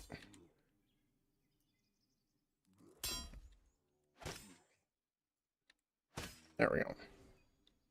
Task complete. Perfect. Now, I don't want to go sell the heads yet, because the task says defeat them, but I don't know if we need the heads to turn in, so we'll sell the other stuff, but I'll keep the heads for now. Worst case scenario, we have to walk back and sell them, which we would probably come back to do a little bit of gain some money anyway, but let's see here. Yeah. All right. Miss Graveyard Vendor. Buy our stuff. We'll turn in the coins to get some silver instead, just because it weighs way less. Yeah, okay. Alright, let's head back to town then and turn that in. Yeah, it wasn't too bad for our first combat outside of the combat trainer. To be honest, mostly for me, it's getting used to the directional control. Because, again, playing like Bellwright and stuff like that, I'm used to when you block, like here, like if I block to the side, right? No matter where I move it, it will stay blocking that side. But in most other games that I've been playing recently anyway, if you block and then you can change the angle, like it's almost like it would do this instead. So for me, it's mostly just getting used to the timing and the ability to hold it no matter the direction. But I like that because, for example, if I have to move my mouse a little bit too far this way, I can correct myself aiming, like, say the guy's in front of me and I block and I'm aiming a little too far this way, I can reposition at his head, block, and then do the counter right away. So I actually kind of like that it locks in like that. Even though there's more room for error, I kind of like it.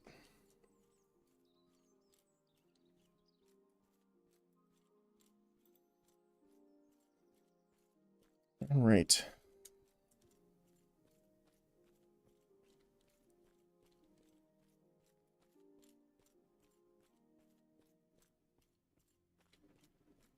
So, you got to turn into the soldier here. We'll see if there's any other tasks they have for us right away. If not, we'll go through the town. I believe it said there was a library somewhere where we could buy books, because we need to buy some of those. Hey. We have things we can bring to level up our food as well, which is fantastic. Wolf peaches.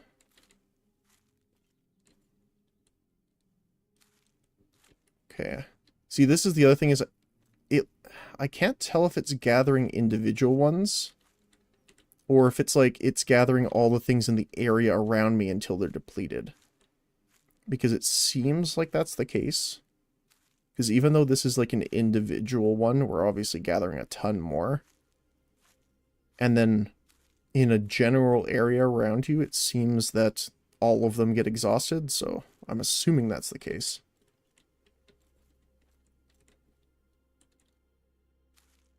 Yeah.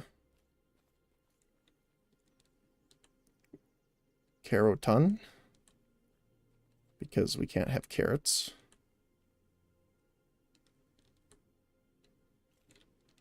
I feel bad for whoever's field this is, because we essentially just was like, oh, look at all your hard work. I think I'll make some, probably more of this ghastly food out of it. Grass. Meerland Rose.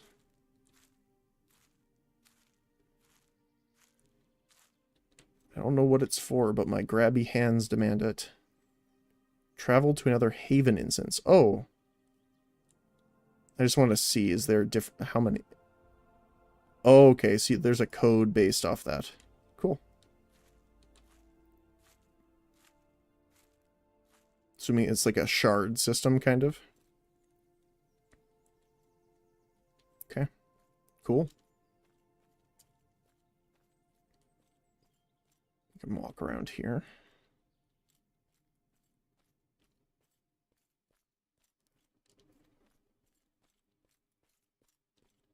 All right. Oh, it's in this one here. Hello, my friend. Task complete. Silver coins, soldier renown, and glory. I still don't know what the glory is, and this is the first time we got renown. Congratulations on completing your first task. Okay, I guess it's going to answer my question here. You have earned 10 renown, which is unlocked at the next tier of task you try. Reach 20 soldier renown by completing tasks. You can attempt more difficult scoundrel task or repeat the fresh Walking Dead one. Okay. What is the scoundrel one?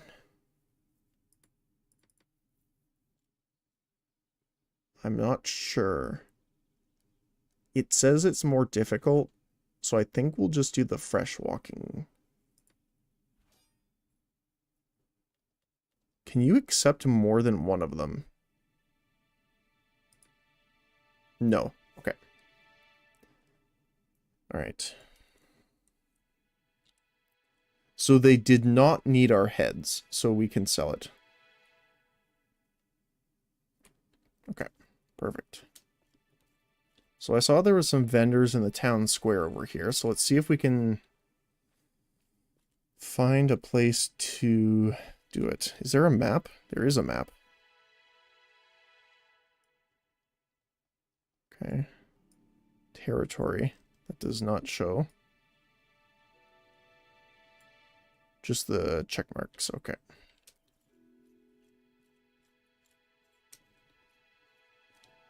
So I wonder if there's... Because this is the... Probably an inn, right? Yeah, tavern. Do they have crafting stations for us here? Doesn't seem like it.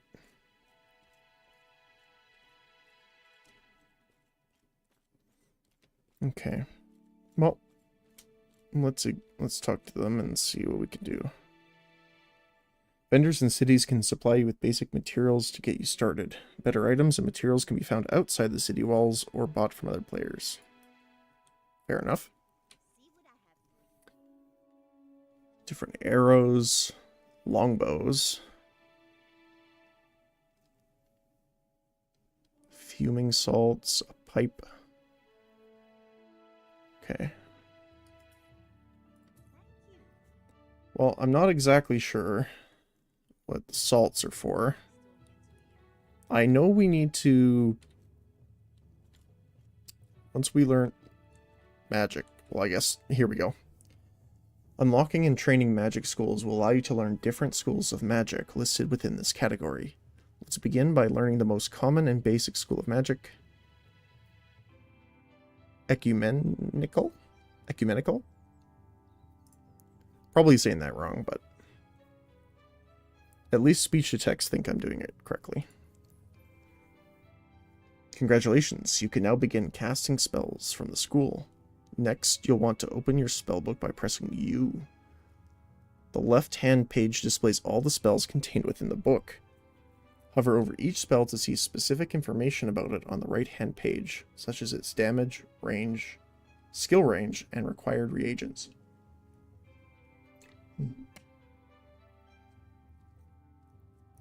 Reaching a minimum skill range allows you to cast it with risk. Reaching the minimum skill range allows you to cast it with risk of fizzling during the cast. Oh, I see. Reaching the maximum skill range removes the chance to fizzle during your cast. Huh. Okay. See, I would think this would be different. I would assume this would be maximum and this would be like target or like optimal range, I guess. I'll have to try this out more to see. To cast a spell, drag the spell icon from the book to your hotbar. Press the hotbar number to begin channeling. Once it's finished, you can press the same hotbar button again or Q to cast it on a target or E on yourself. You can aim them with the reticule. Now that you're able to cast a few spells within the school, you'll want to increase your spell effectiveness, mana cost, and mana regeneration rate. The parent skills are Vitalism and Mental Training to access those abilities. Okay. Vitalism gains access to mana regeneration as well as meditation, which increases your mana gain while resting. Mental Training grants access to mental focus, which decreases mana cost, concentration, which reduces chance of being interrupted while channeling, and mental offense, which increases the spell damage and healing. Thanks. Okay, so you need a spellbook first. He lied. He said we could cast. Magic vendor. You have a spellbook. It is a single gold, which we can afford, actually. And I'm assuming these are the other ingredients that we're going to need. Spell scrolls can be scribed into a spellbook. Okay, that's cool. So you can actually learn them by inscribing them. Okay, so you as well, my friend. So let's see. Here we go. So right now we have access to Outburst, which is essentially, I'm guessing, like an energy shot. So it says 4,000 range. I don't know what 4,000 is. I'm assuming centimeters? Question mark. Create a ball of slightly harmful... Sorry. Quickly create a small, slightly harmful burst of water on the surface of which it was cast on. Okay. Sounds like an AoE. Lightning. Concentrate and release a moderate burst of electrical energy throughout whatever the spell is cast on. Which would be horrible right now because it's raining.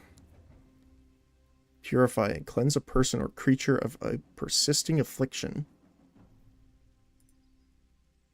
And it does say what it needs, which is great. Lesser heal, which is a minor amount of health. Magic reflect. Create a reflective spell barrier around the recipient that will send the next spell cast on them back at its caster. Okay, so like a counter spell kind of. and corrupt. Magically corrupt the recipient of the spell for a time, preventing any attempts of healing while slowly harming them. So it stops them from healing and does like a damage over time. Even though it says 0 to 0 damage. Might be because we need to upgrade our abilities a bit. Okay, so we need water for our heal. We actually need it for reflect as well. And spurt. I wonder if you can just collect water from like a river. Because then we can try using that. And where's our primary? Oh, it's weird that it's over there in the top left. Or top right, I should say. I can't move. Can I reposition?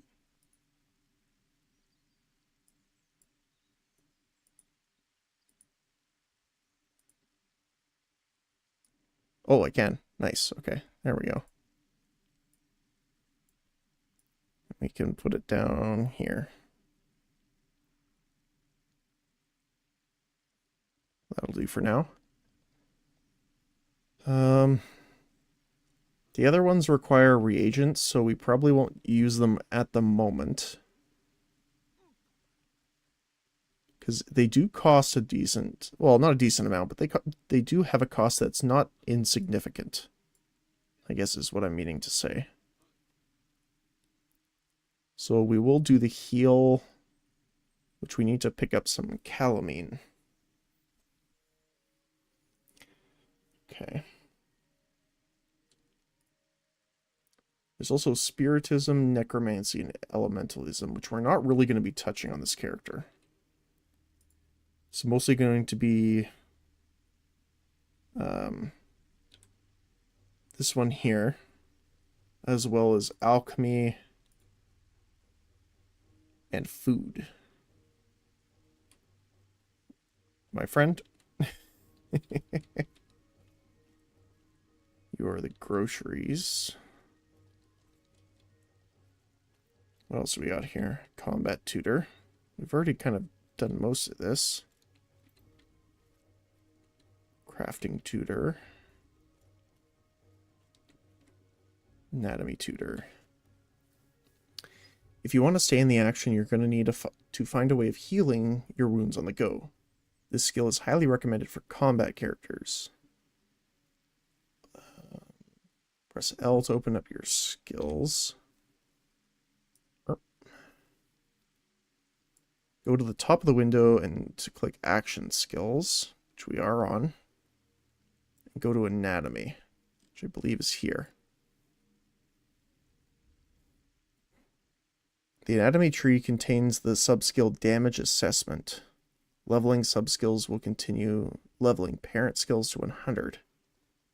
Training Anatomy will allow you to use your bandages much more effectively.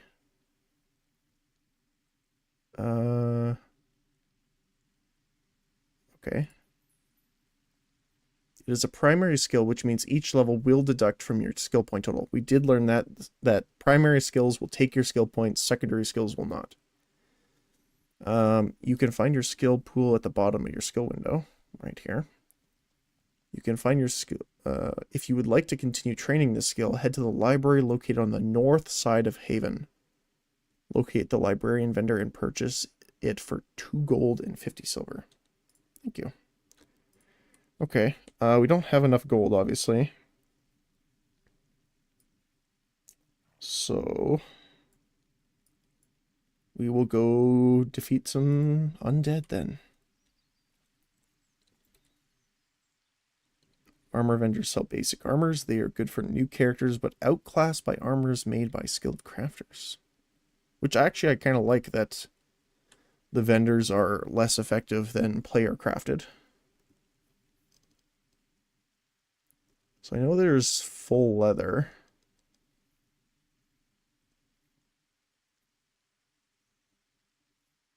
$1.47. So they weigh the same. 2016. Although it is better on that one. I'm looking to see if there's like a much lighter armor, but it doesn't look like it. That's okay.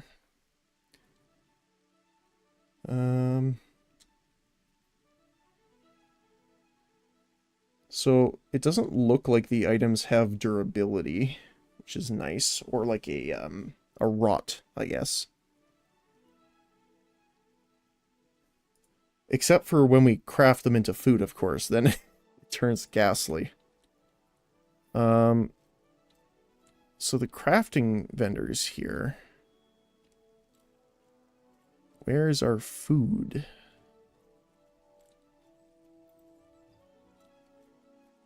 Herbalist, I'm assuming? Yes, extract.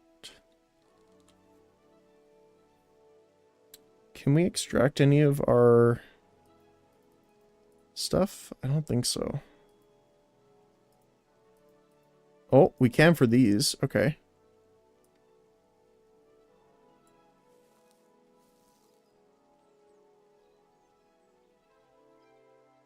I don't know what we got out of it.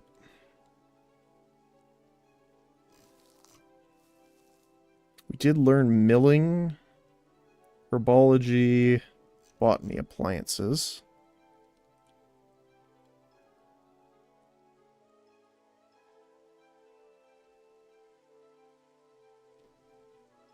I'm not sure if we need something to extract it, like a cup or vial or... Oh, no. Wolf peach juice. Nice. Okay, so some things we can actually get things out of it like that.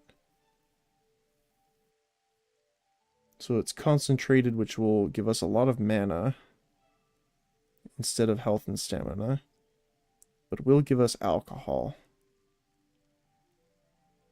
Oh, okay, cool.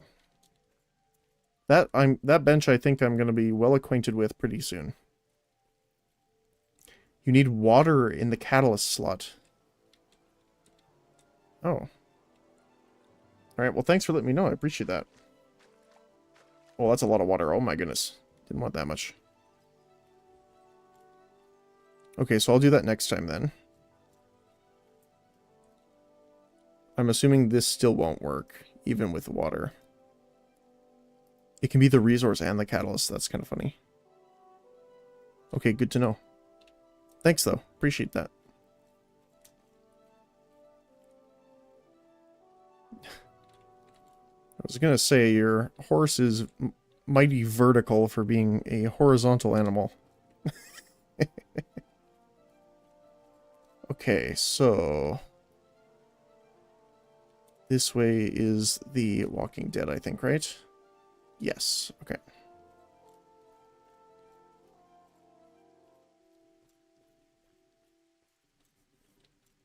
Alright.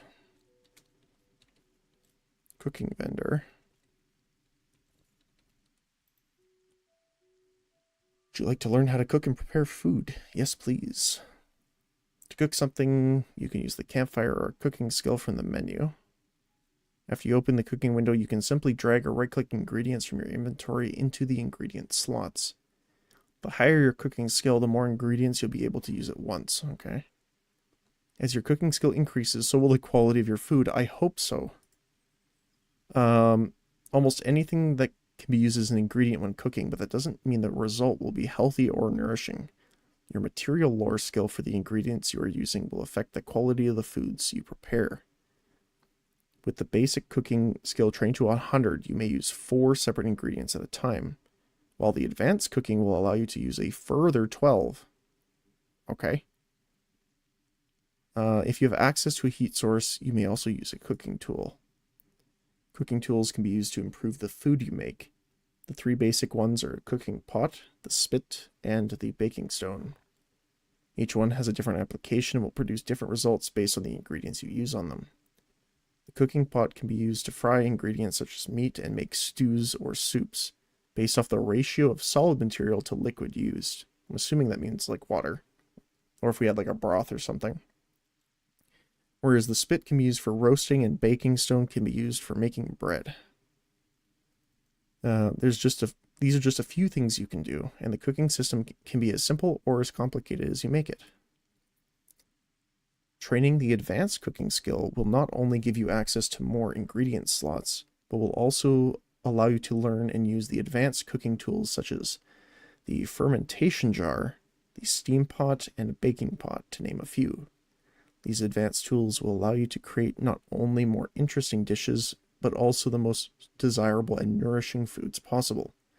Good luck, and remember, experimentation is key to finding the best combinations. Thank you. I don't know if that's necessarily true with my cooking level, though. I wonder if we could make like a vegetable soup. Like, I don't know if wolf brush would make much.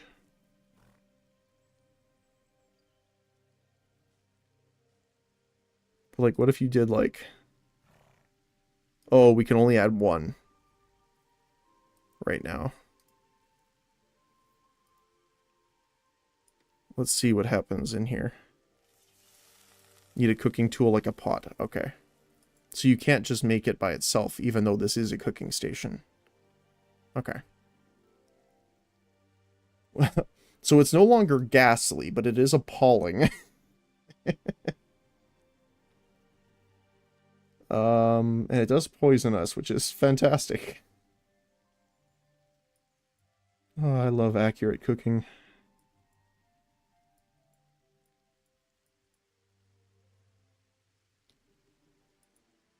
The pot in the cooking station is not real.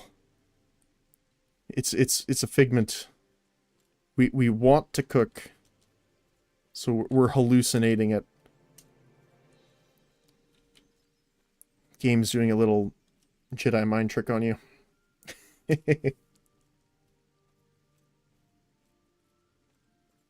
Good to know. So does that mean technically if you put a cooking pot there, you're cooking food in a cooking pot in a cooking pot? Trying to visually imagine that, and I think my grandmother's turning over in her grave a little bit.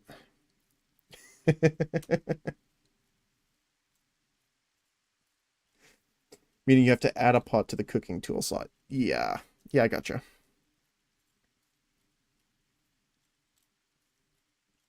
It does sound a little funny, though.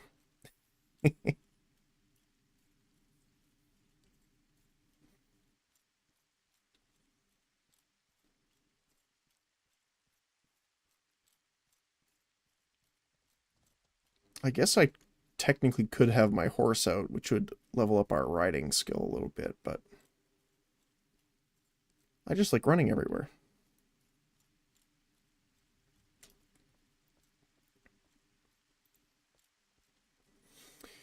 Most towns have a graveyard outside. They will roam and they're good practice.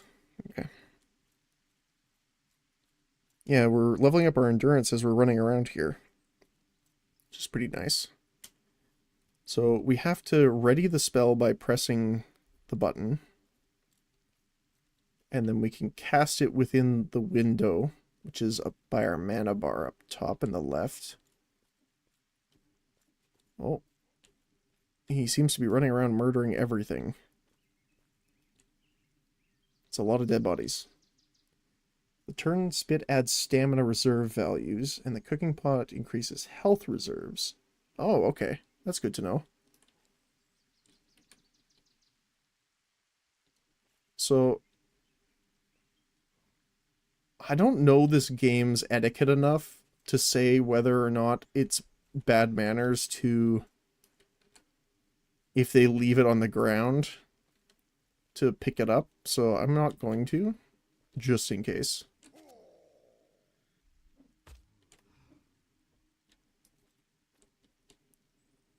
Food is huge in this game. Well, it's good to know because it's going to be one of the things I actually do a decent amount of, so it's good to hear. Cooking, alchemy, and magic healing.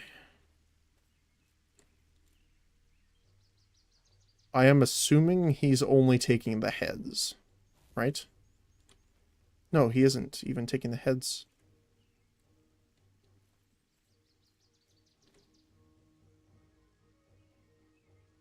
Well, considering he's just leaving all of them, I am assuming he is mostly just farming his experience. If he is not, I apologize. Well, let's do this while we're at it.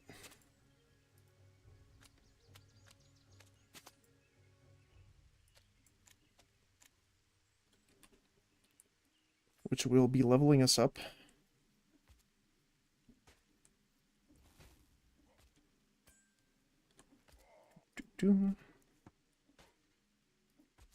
Carving up a skeleton in front of another one.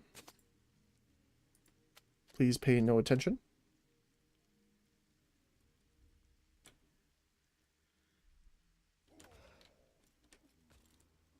So it does do very little damage, but it does do damage. Which is good. Obviously. Oops. Where are you going, my friend? Come back.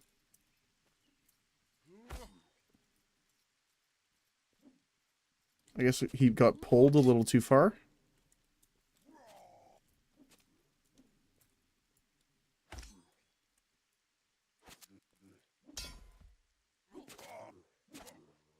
I'm assuming the headshots on the zombie will do more damage than anything else here. Nice. Unfortunately, it doesn't seem that... Well, I guess it's because it's the kill we're getting credit for, not necessarily the heads here. Because the reserve system as well as potions... like properties some foods could have. For example, there are foods that can change your height and others that can heal over time. Ooh, nice. I know weight can be important as well. Like, for example, my character needed to be in a certain size category, or weight category, I guess, to get the psych and intelligence benefit.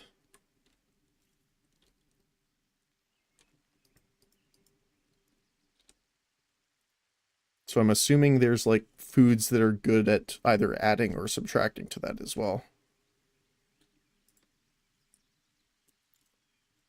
Alright, let's go to our vendor over here. We'll sell some of the stuff. Did I exit the wrong side? Yes, I did. Okay. But that's good to know.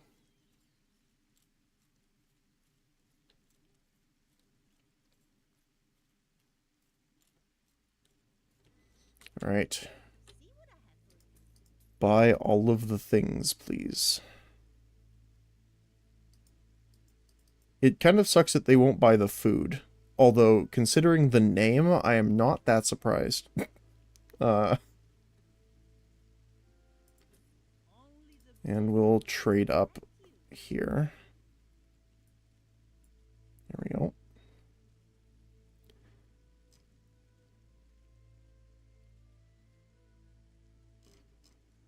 Bandages.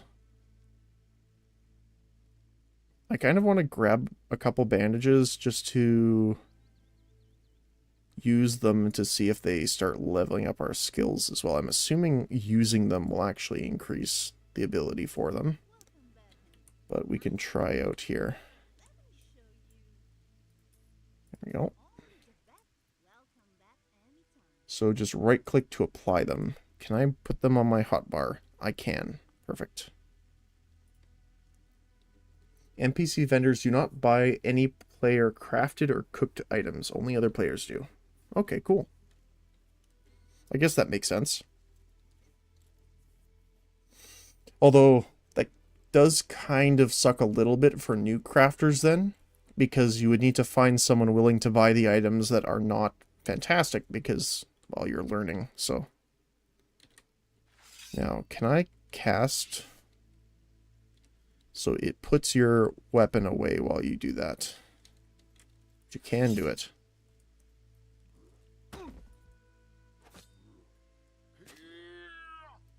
Alright. Smack. Smack. Poke. And chop. One more. There we go. We got him. All right. And if I apply the bandage,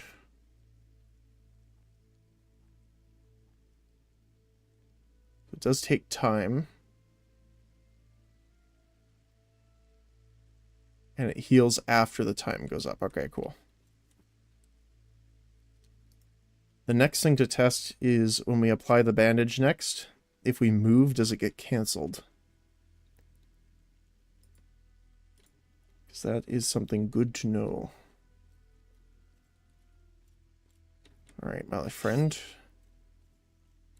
Come here, please. I require your spleen.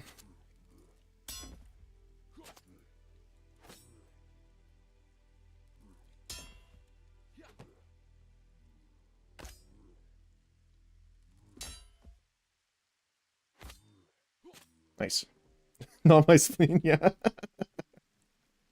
I require it. Give it here.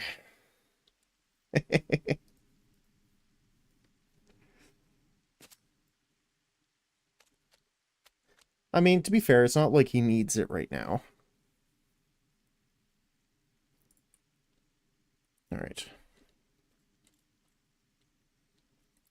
We need, I think... Is it 3 more? 2 more. Ooh.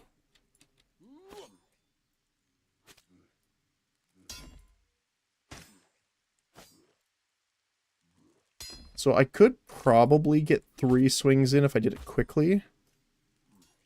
But it's a bit more risky. Especially when, again, I'm assuming these guys attack slower than normal because they're zombies.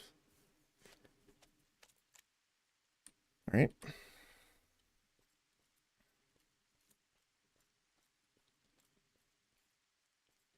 I don't know why I leveled up weapon crafting.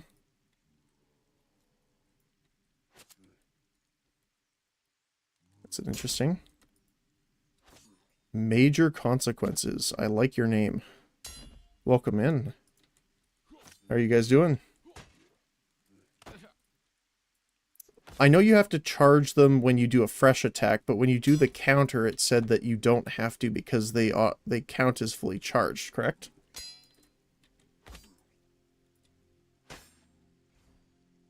Is one terrifying name. Correct, okay. Hold, swing, or no damage unless parry. Yeah. Yes, yes, yes. Only for the first swing, yeah. I just wasn't sure if I charge it, if we would have enough time to block before the next swing. So you can move when applying the bandage, which is good to know. Faster DPS to parry and swing. Yeah. I've also been practicing with that because I said this earlier that I've been playing some Medieval Dynasty as well as Bellwright. And their system's a bit different because here, when you block, you can actually move your block around with your mouse and it doesn't change. But in those games, essentially, if you change your block, even when you're holding it, it'll change like this, essentially. And you can feign in other situations for full damage too when you get that. Cool. Yeah, I'm brand new, so like any advice you guys have, I will do my best. And I appreciate it as well. So stab on one, then charge the second one. Pretty much.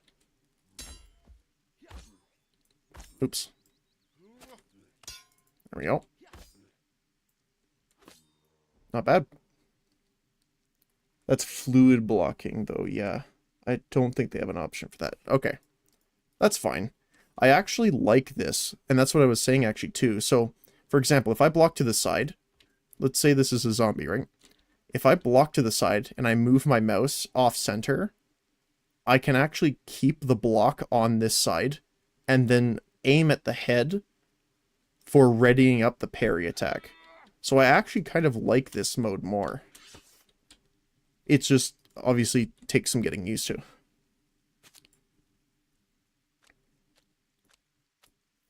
The new mode is kind of like it with action queuing. Oh. Legacy combat is even more locked in. Okay. It would help you as a beginner to display your combat chat. Okay. Yeah, I have it on skill right now.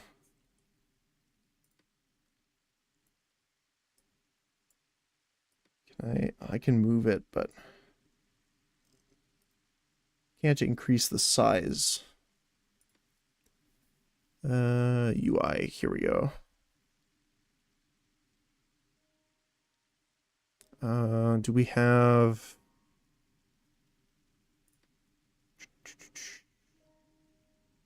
Oh, here, there's attack and block style. Click, then drag.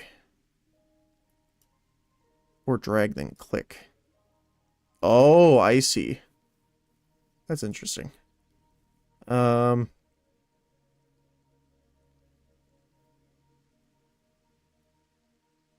like I already have this at the bottom here. It's just my head's blocking it. Mostly because I'm not... In the first game. Combat message pop-ups. Oh, okay. Let's see. Save. Oops. In the first game, chat could get a bit spicy. So, I, have my head blocking it just in case.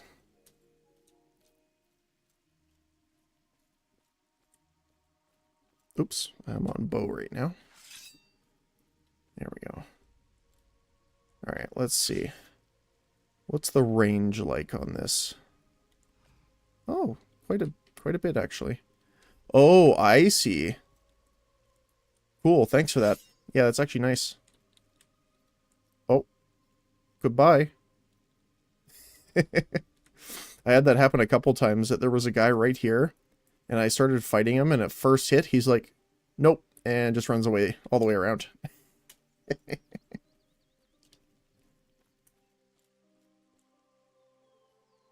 Alright.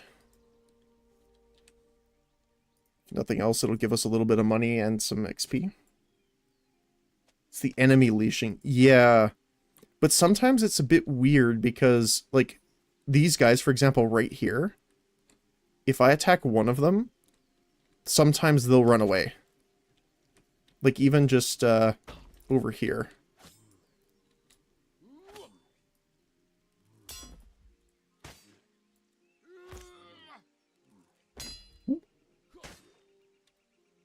There we go. Nice. Slowly getting the hang of it.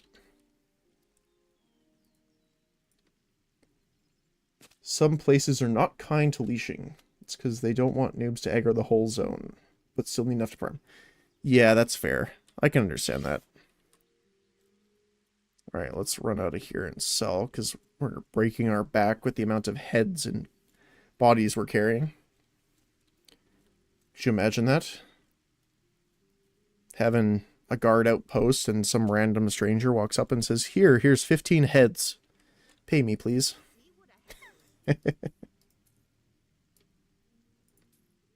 Let's trade up here. Alright. Our water is taking up a decent amount of our inventory, but still want to practice with the spells, so...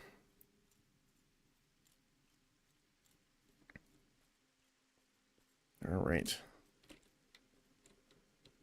So I guess we'll have... The unfortunate part of that leashing, then, is that I need to get close enough so that they don't leash.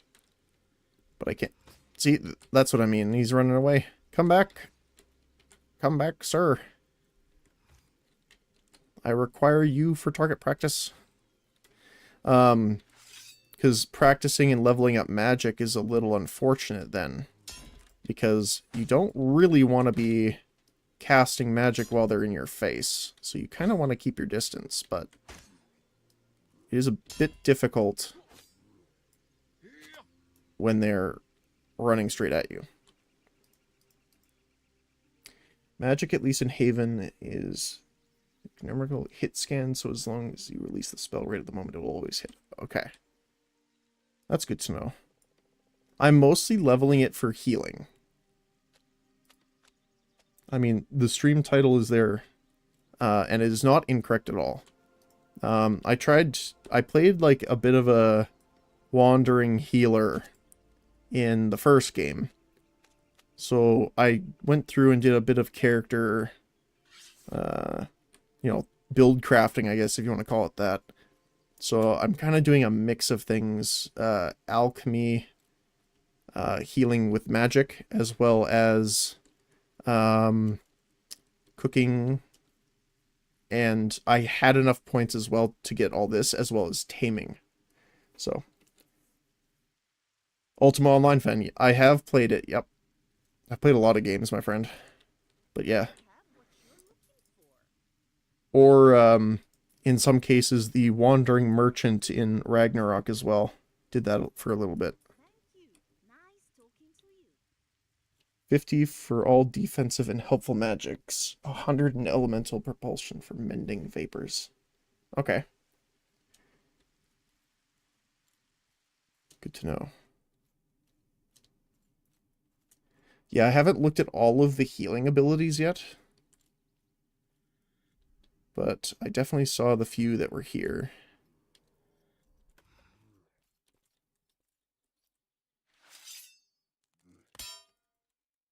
Right, and smack.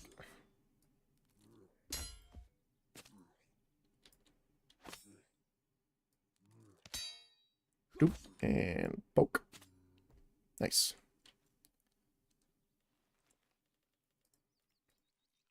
Yeah, we're getting there. I am going to have to de-level a lot of these skills that I'm learning, though. But for now, it's fine, I think.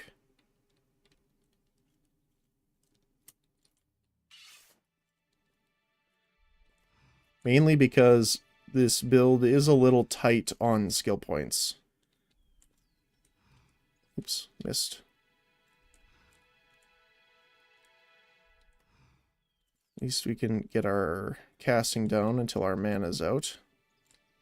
Oh, and he's running away again.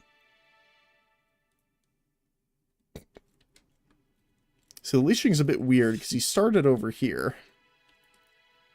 Reduce endurance to 0. Yeah, I know, right? That'll be great. Sir.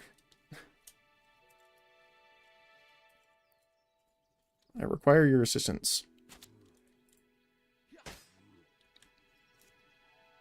See, that's what I was talking about. Like, where are you going? I didn't realize I was that terrifying.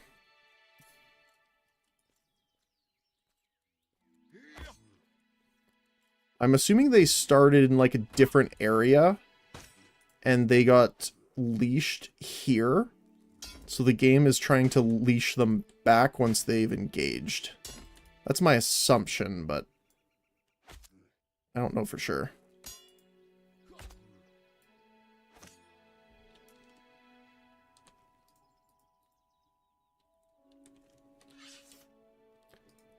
All right.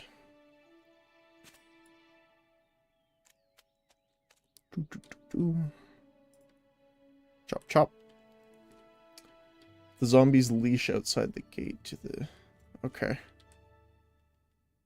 I think we have... Yeah, we have our kills for that, so let's go.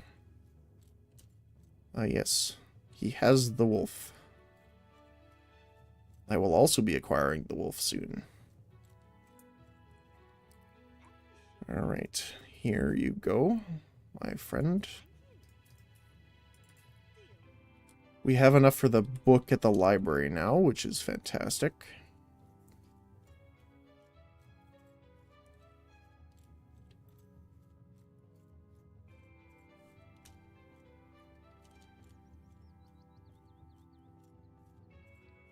There's a couple books at the library, I think, that I want to get. I'm not sure how much all of them are. The one that the tutor told us about was, I think, 2 gold and 50 silver.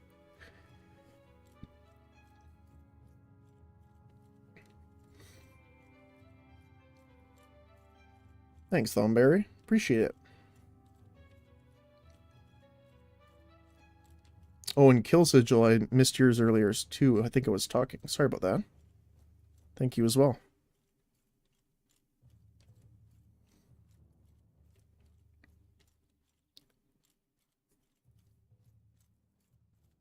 Yeah, it's definitely been interesting. I don't mind the bit of a slower pace too. Make sure you have mental offense max for the highest possible heals. Yes, I do. So I saw that it's not always accurate, so you might want to take it with a grain of salt. But I did use mortal data to kind of build out a general idea of what I wanted. Always take your time. There isn't a rush, really. Yeah, exactly.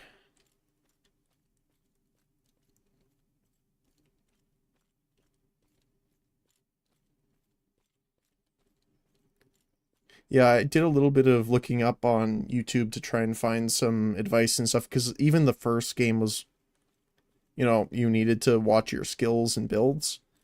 So I definitely wanted to do a little bit of research. I probably am going to miss a lot still, but at least I have a general sense of what I want to do.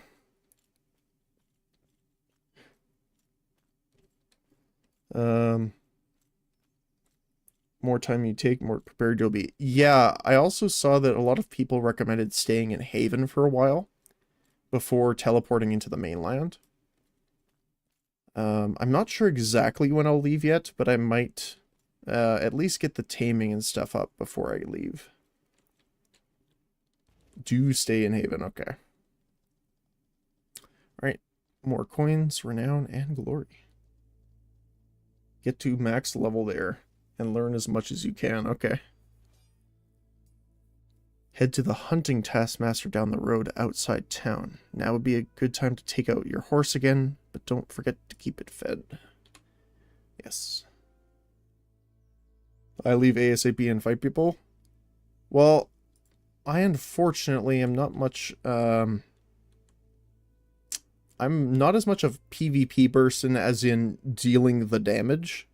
I like doing like support characters or tanky characters. Hence the healer in this case. If you're going to do tasks, might as well keep the gold in the mainland haven. You can't take it with you. Okay.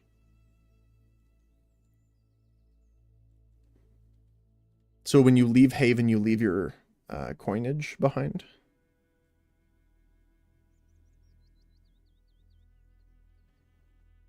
Don't want to save up too much. You can only bring like 3 gold. Okay. Well, for me, it's mostly just the skill books. And I think they said it was on the north side.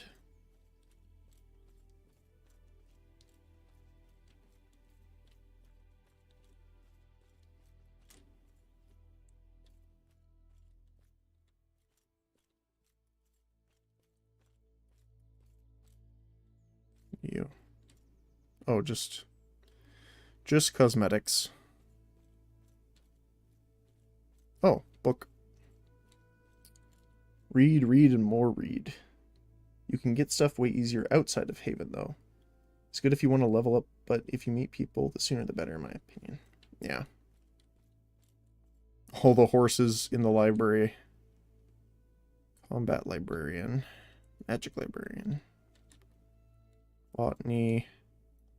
Crafting and common. Let's check common first. So, I definitely want domestication. Taming's nice. Creature control as well. So some are much more expensive than others, which is okay.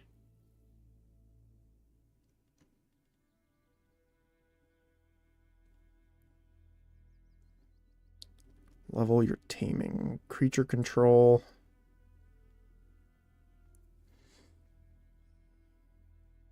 Hard to do alone even in Haven. You can learn from the group on the fly. It's like a day. It takes weeks. Grinding magic, though, is kind of boring no matter where you do it. Yeah, that's fair. If you haven't talked to the tutors yet, they give you 30 skill. Oh, that's good to know.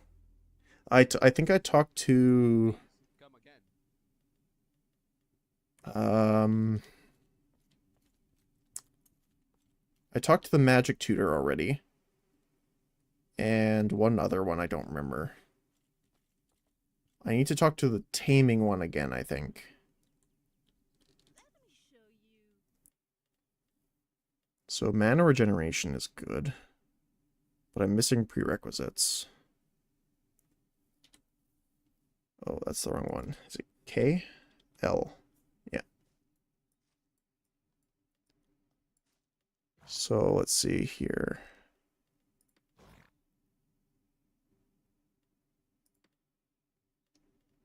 No, it's not under that. Here we go. So we need mental training for that. So we want mental training for sure.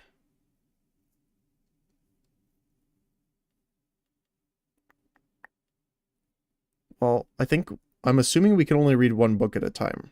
Welcome. So let's grab that for now. Welcome back anytime. Oh, you're already training. 260 hours. My goodness. I'm assuming that's training it all the way up to 70, not just learning the book, right? Taming tuners outside by the stable. Good to know, thank you. Try to get the basics down if it's your first time playing, and mage will take a little more prep than a fighter. Once you can heal and find a group and run dungeons, you'll be rich quick. Way more XP. Good to know. I'm glad there's group content, because again, I like playing with other people. I like being the support character, so I will probably do a bit of solo stuff too. Like, I like, for the alchemy side, I like going out and, like, actually getting the resources and stuff. I enjoy that. But yeah, good to know. School books for your majory. Vitalism, mental training, mental offense, mental focus, and magic. Read to 51st. Magic reflect will level skills quicker. I did see that skill. As soon as you start reading a book, you unlock the skill. Most books are slightly inaccurate in terms of time to read to max. Most books max at 70, some are lower, some are higher. Good to know. But it says right-click to stop training. Do I get the book back, or is it gone? That's what I'm worried about. Because I think in the first one they are gone. They are gone, okay. Although I'm not crafting anything, so... Okay, so gone, okay. So let's stop that one. We will put mental training in then. No. There we go.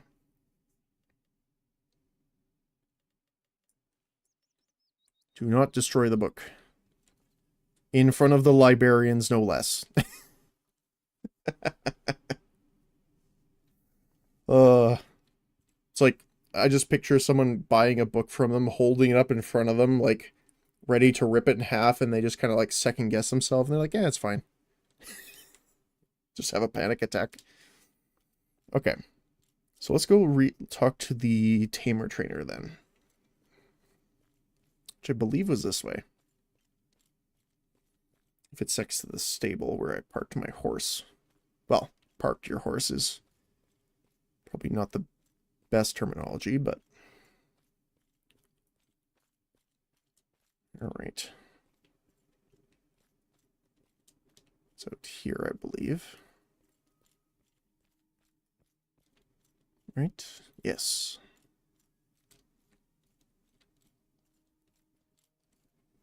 Taming tutor. Most docile animals can be tamed, and even some hostile ones, if you know how.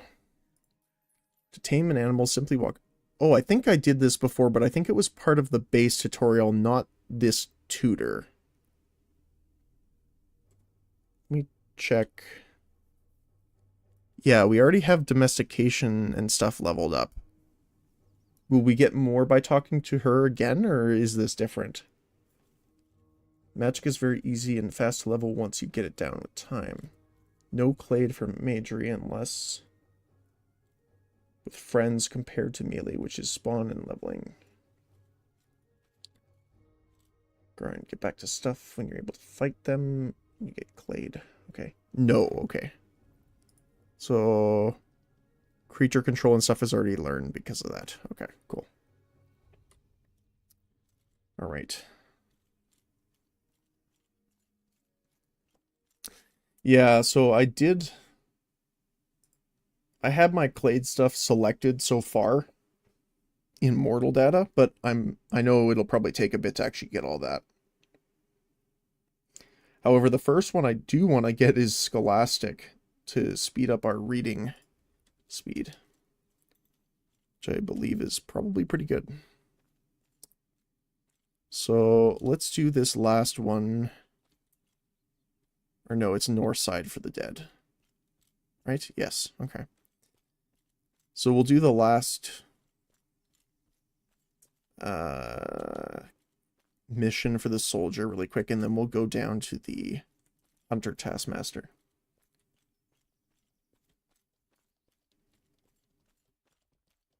We want to get some Haven Wolves.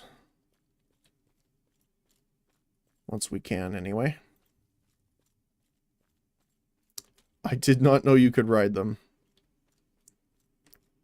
Nice. Oh.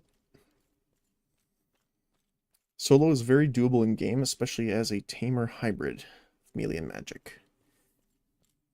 Yeah, I saw that some pets are decent at tanking, at least in PvE stuff. That was interesting. I'm assuming that that doesn't really work as well in PvP, though. Although, again, my primary goal isn't necessarily PvP directly. I was thinking to have like a mount and companion to deal with any aggressive mobs and things like that in the field when I run around.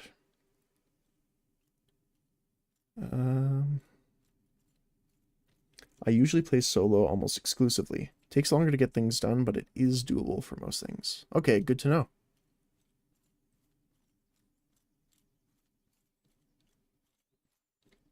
Yeah, I enjoy both. Like, for gathering and stuff like that, obviously, is more of a solo thing, from my understanding, in most games anyway.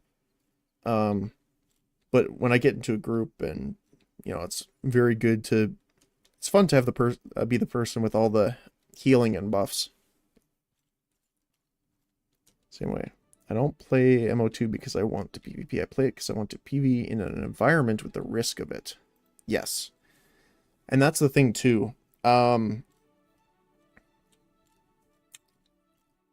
this might sound bad, but I don't mean it to necessarily, is generally when there's open PvP, there's like two camps of people.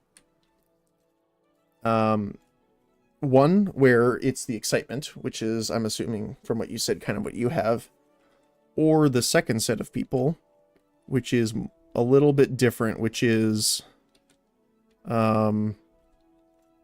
they want open PvP, as in non-consented PvP, I guess, versus PvEers, because they want to make those people dead. So, I am definitely in the camp of...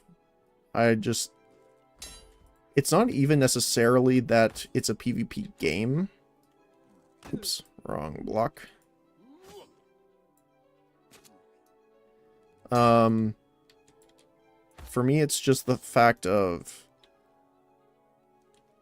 I understand PvP is a big part of the game, but for me, I am playing because I like the way the game plays and the things you can do in it.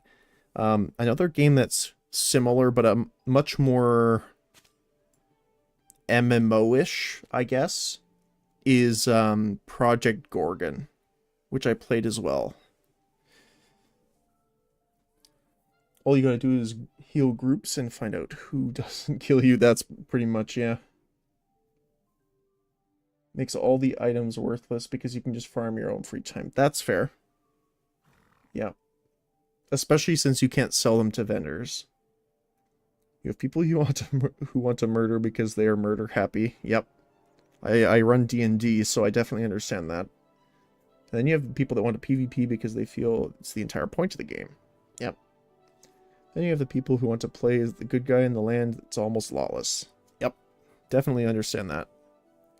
Definitely not a perfect game, but there could be better incentives. Yeah. Yeah.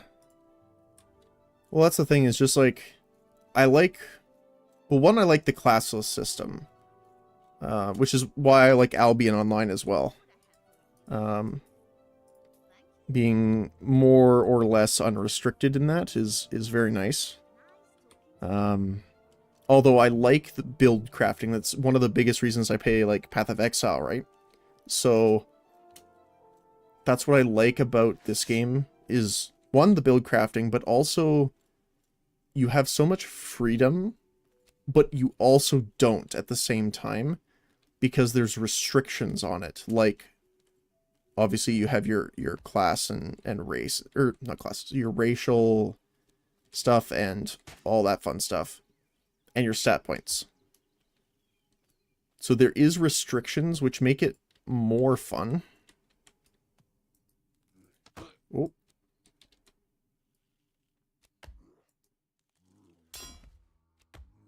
You can get him. I believe in you. Oh.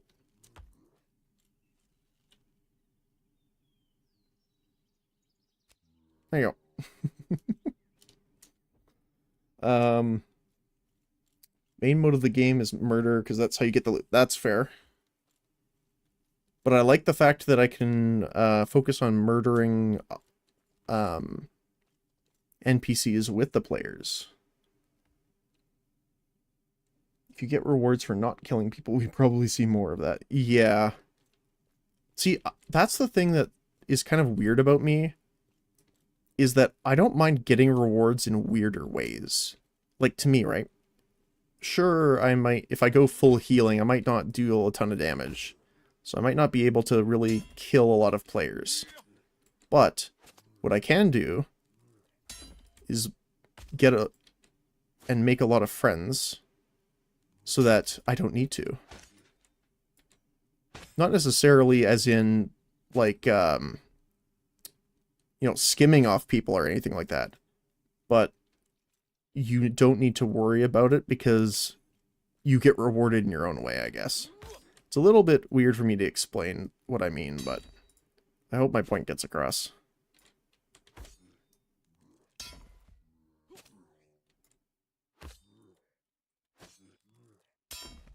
Oh, got that hit in.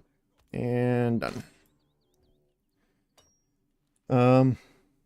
It's really primal. Guys doing it don't even see a problem killing every player that goes by. Can't see difference. Yes, I have run across people like that. In the first game, that was definitely a case of that happening as well. There's people also like that in Albion and a few other things as well, where it's just, I see them and I want them dead. It's actually a problem that popped up a little bit in the playtest for Ashes of Creation, actually, recently, where the open PvP had some negative issues with that.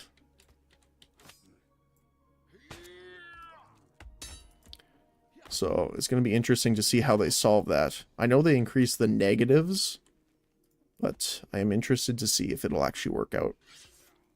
I hope it does. They don't know why people are upset or anything and still think they are a nice guy just winning a game. Can't wait to see how this new game solves human psychology. Yeah.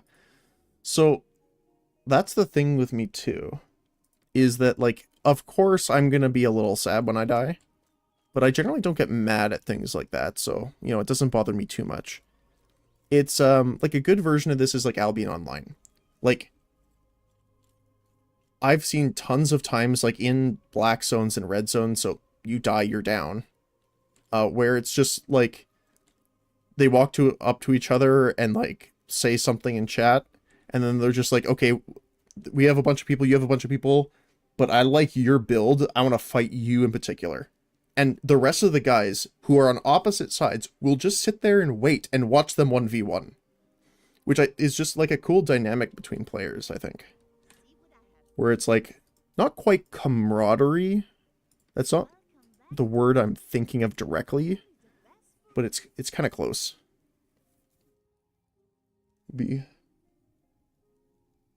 critical mass when that happens, yeah. Perfect gameplay loop would imprison us all forever, yep. It happened in medieval times. The champions would 1v1. Yeah, it's like, my champion or my stand-in, or when they challenge someone, they would, like, my chosen stuff. Yeah.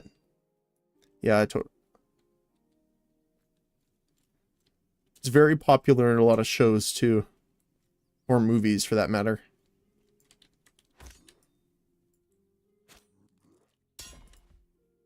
Alright, and smack. Smack and smack. They had druids cursing each other.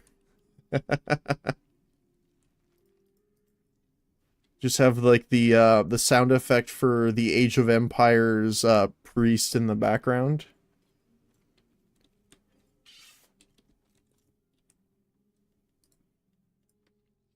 Ooh. Troy was a great movie to showcase. Yeah, I also enjoyed, not necessarily for that fact in particular, but although it reminds me more because they're making a second one, which is Gladiator, the one with Marcus Aurelius. I have what you're looking for. I don't know why they're making a second one, though. I am a little curious. Yeah, if you get cursed by someone being one with nature and has skulls everywhere on their body, yeah, it's time to think about your life choices.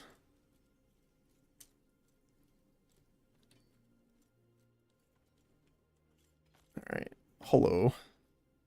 We are standing on what is probably used to be your grave. Alright. Stab. And bonk. And dead. I think we have ours done, right? Yep, 5 out of 5. Perfect. Alright, so now we need to turn into the soldier trainer, then head to the hunter quest giver. Well, taskmaster, technically, but I want to see 1v1 Brad Pitt versus Russell Crowe. It's just like just take all of the different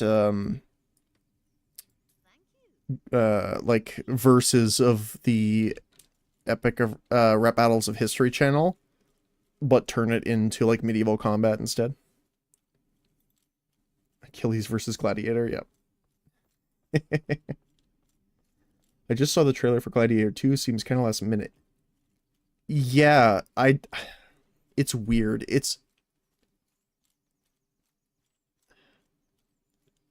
I don't doubt Denzel Washington's going to be good in it, because he's just a good actor.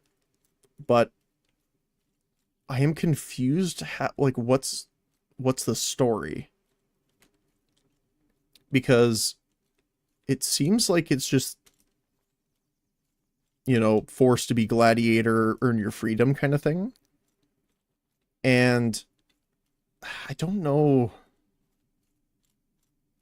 My fault for mentioning Gladiator was part of my childhood.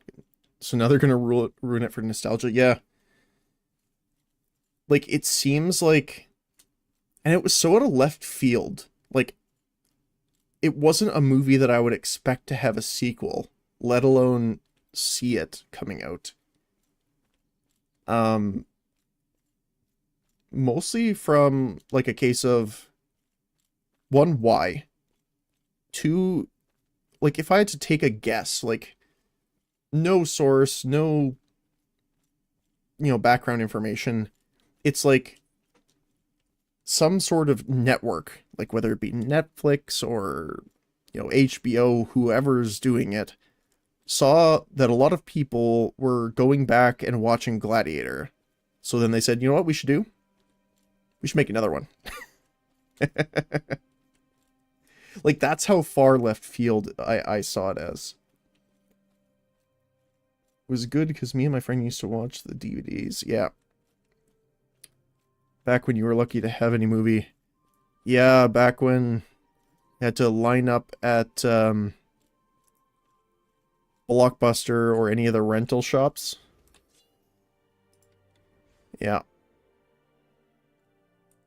Yep. All right.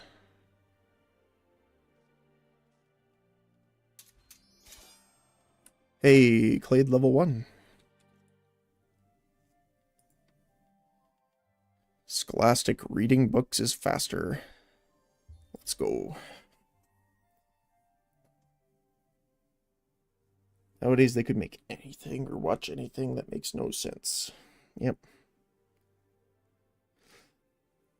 Let's just say I am still within the age group of being old enough to remember the AOL dial-up sound.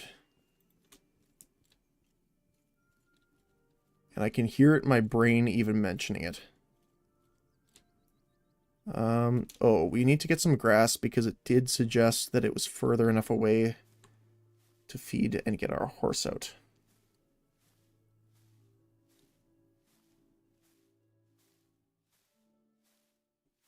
I don't know how much our horse is going to eat here, but he consumed quite a bit earlier, so...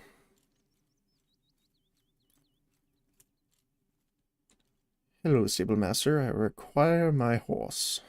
Thank you. And we'll give you some food. He likes the grass. Well, that's good.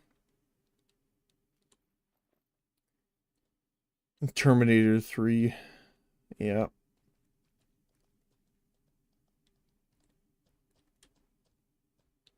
Now it's fast and people don't know what to do with it. Yep. Well, that's another case of some people said the similar thing about was it the Matrix movies, I believe? Where they just were like, you know what? They liked them, so let's make another. I don't recall. I remember reading actually something about that like years ago where they actually changed, I think they changed something in the Matrix movies so that they could have more movies. I don't remember exactly what it was, but for some reason I recall someone saying that. Where will you start your journey? I am not sure yet, to be honest. I don't have a specific spot picked out. I took a look at the world map, but I haven't decided where yet. I don't even know which locations are the transport ones yet. So I can't really say. But I will probably follow most people's recommendations and stay in Haven for a little bit, probably not till max level. But at least until I can get like a good foundation going, so I'm not too worried about you know, I'm assuming at some point I'm going to get PvP'd, right? You know, whether it be for just coming across someone that wants to do a little bit of murder, or you know, just in a fight or against animals or something. So I just want to make sure that I have enough so that if I lose my stuff, I'm not at a terrible loss of restarting. Or really, you know, needing it, I guess. The Taskmaster offers you hunting animal quests. By completing hunting tasks, you will earn hunting renown, which will unlock further tasks for more challenging enemies. Hunt the bush pig. Alright. So we have a vendor here, which is actually great because I need to buy some more arrows while we're at it. Let's do about that much, sure. Will you buy Any of this stuff? No. We can sell this just to kind of get it out of the inventory for now. Only the best for you. Many thanks. Welcome back anytime. Alright, well, don't need this because it over encumbers me even equipping it, which is funny. And we can't sell any of that, so... Oh. Apparently we have a single arrow we can't equip. I guess it's a stack of 50 is your maximum. Yeah, looks like it. Okay. Reward vendor.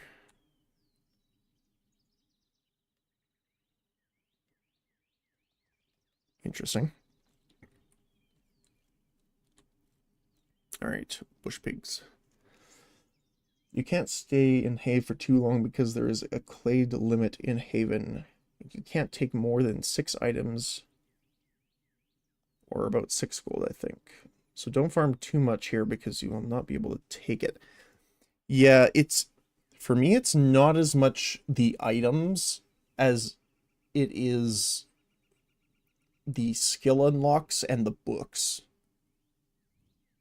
I know I obviously can't take the books with me, but age 50 renown, okay.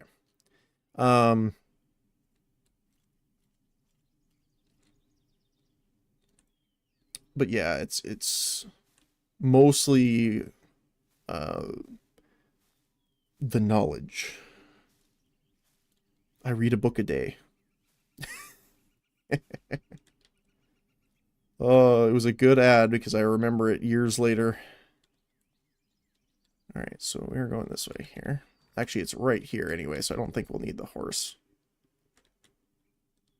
You can kind of chill here for a little bit, my friend. Here, munch on this while I'm gone. Alright. Will you stay there? Oh no, you'll follow me. I need pet commands. Pet stay. Or defensive. Follow. Attack. So for right now, I just want to press 0. And he should stay there, right? Yes, cool. Right.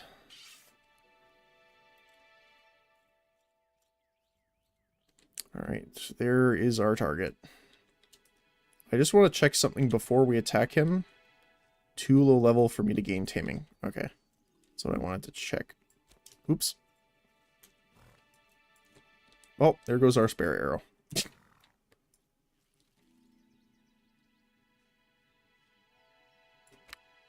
we go.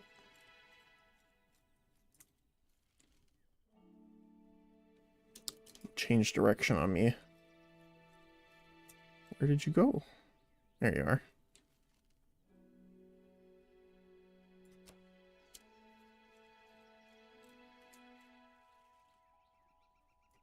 Oh. I think the trail confused me a little bit there. Didn't get even the hit marker on that one. Where are you going?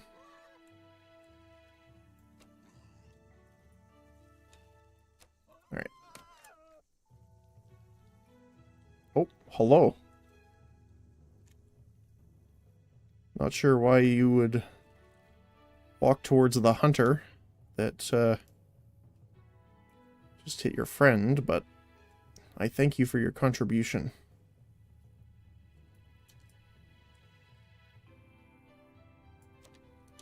Got him.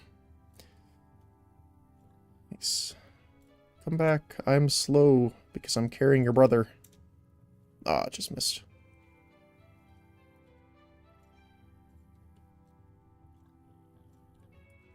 I just need to learn the arrow drop a little bit more. Like that. Ooh, got him. Oh.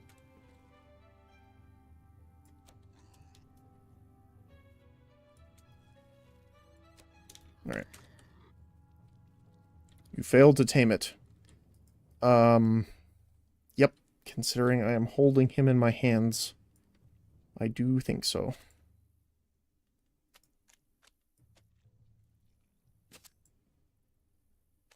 I have no idea how I'm doing that one-handed, by the way. Just holding the bow and arrow in one hand and making the other one.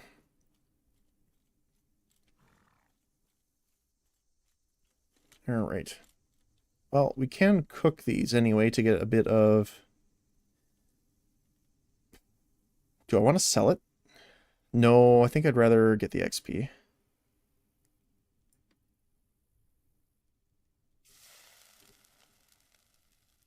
Horrific this time. So first it was ghastly, then appalling, and now horrific.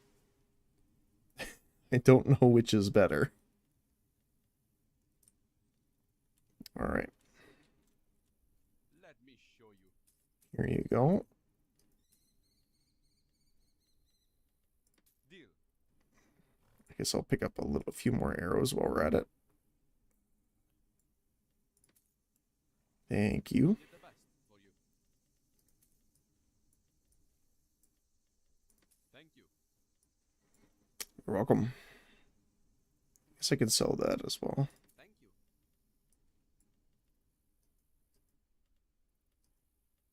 We won't buy those though. Okay. Please come again. Let's just destroy.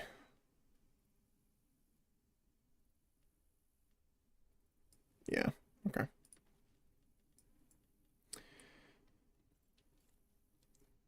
T2 so good movie? Yeah. The other thing too is I've heard that like some of the, which is the newest one, was the one that had like Sean Connor get picked up by the large like gathering one. I remember that scene from it. But some people said they really enjoyed it, and some people said it was terrible, so I didn't really, Pet is not hungry. Okay. That's good. So I didn't really know what to think about it. Actually, now that I think about it, speaking of, we should probably use this time to cast on our piggy friends.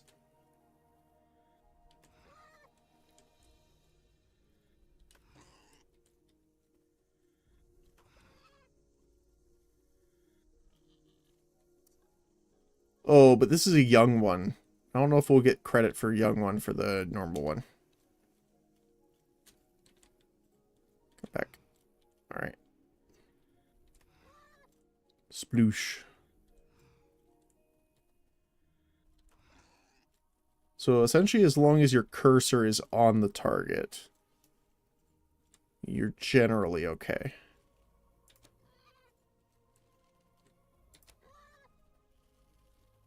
Oh. A little too high.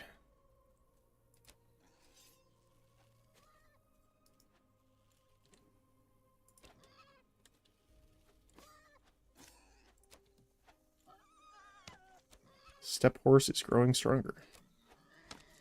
Nice. All right.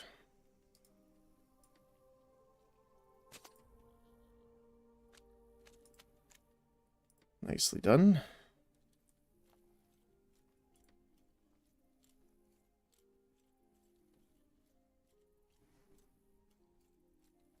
But yeah, I'm super glad to...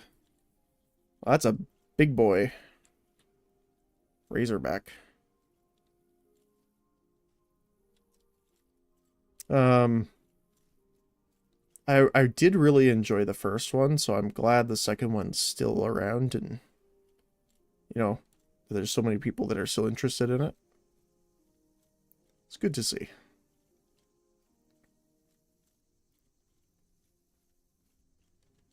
See what I have for you. See what I have for you. Only the best. Welcome back anytime. Alright. So we can go after the Springbok now.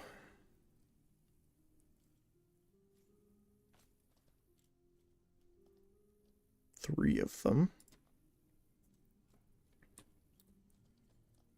Let's see, I'll equip. We still have 41 plus the 50, so that should be fine. They're a little bit farther away, so let's take... This one's ours. You ready to go? Let's be off.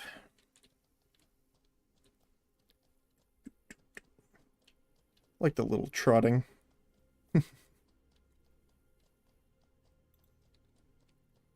Bandits in bandit camps can be found in the wild. They carry good loot but are difficult opponents. That's fair. Oh, they're there. Alright, I'll park you here, my friend. Will you remember the stay command, or will you turn around and follow me? No, you will remember the stay. Perfect.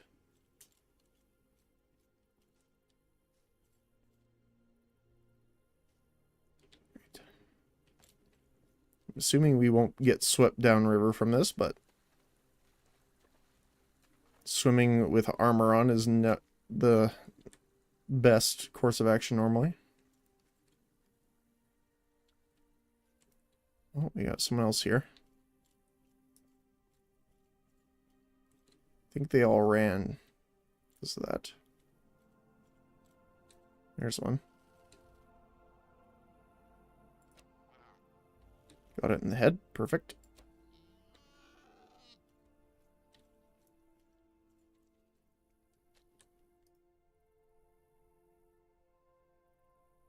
Where's the other one? Oh, hi. Oh. Clipped through his head a little bit.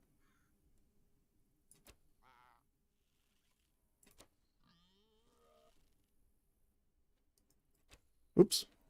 I thought I canceled that.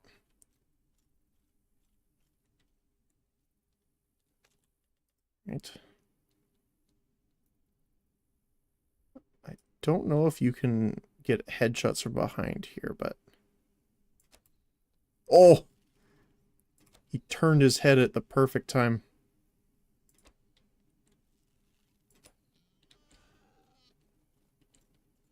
He's a speedy boy.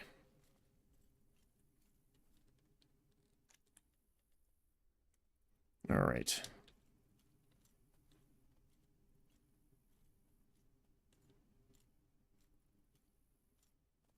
If I call him from here, will he come? He's gonna try to. You can do it, my friend. Oh. He is a submersible horse, I guess. Thank you. Oh, you cannot be encumbered. I am over encumbered. Alright. Let's head back then. And that should be enough.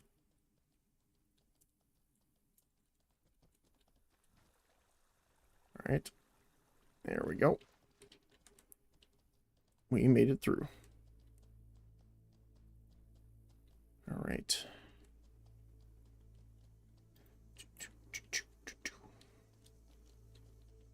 So nice just to ride through the game.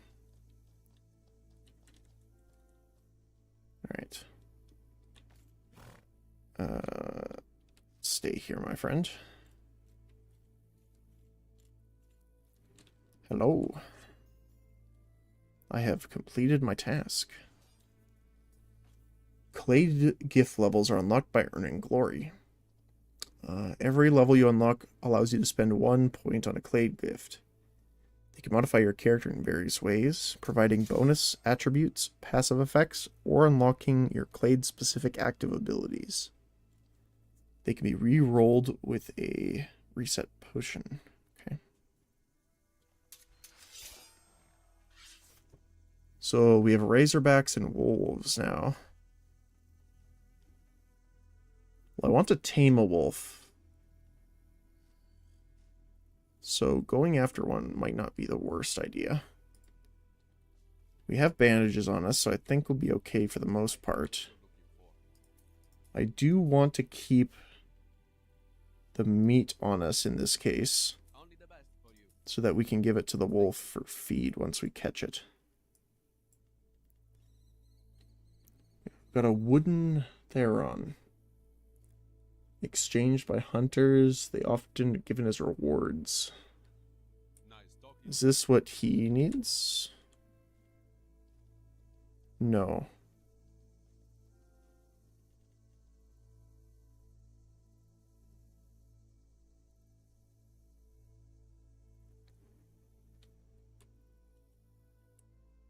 What do you do with them? Can you turn them in? Oh, buy items?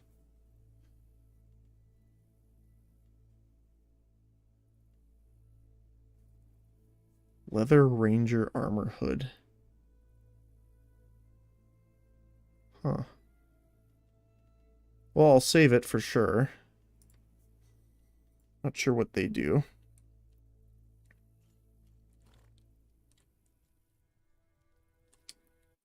Let's see here. Okay. See what I have for you. Still got a good amount of arrows. So let's go get us a wolf. We should have... Are we only using 10 pet points right now? So I'm pretty sure we can get a wolf. I'm not 100% on how much pet points they are right now for me. I also don't want to put the horse too close to them in case it gets attacked.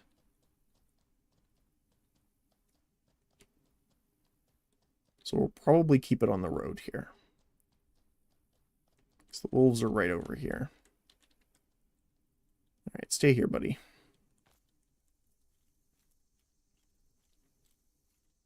So I'm assuming the wolves will just attack you, obviously, even when you're trying to tame them. So I'm assuming the best case is to, like, knock them into that stun state before they die and then start.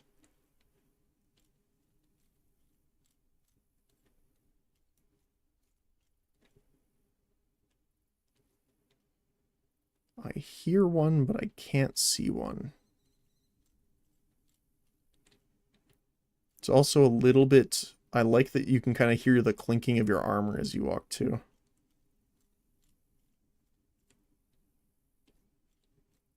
I mean, it is unfortunate that it tells everyone where you are, but...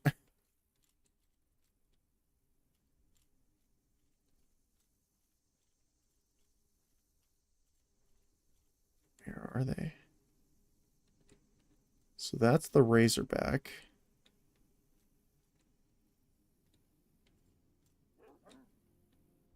Oh, there's one. Oh.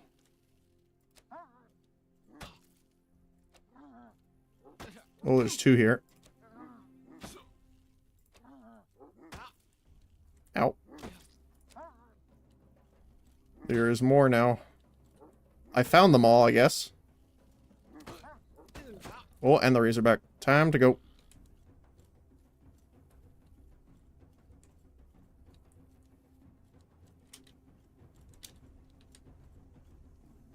I'm sorry.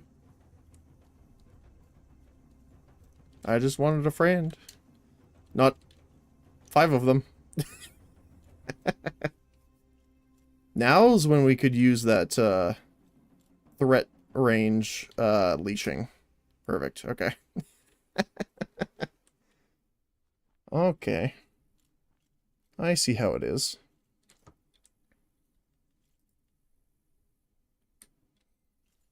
Maybe it's just the smell of the deer meat that really pulled them up. So they are a bit hard to see when they're kind of crouched down.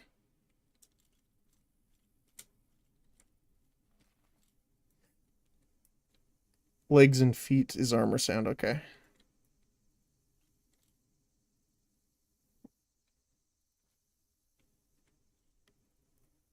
can you block them by center aiming with a weapon?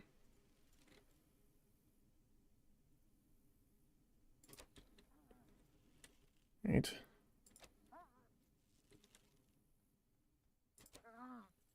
Not anymore, okay. Okay. Too low. Oh, too low, really? Okay.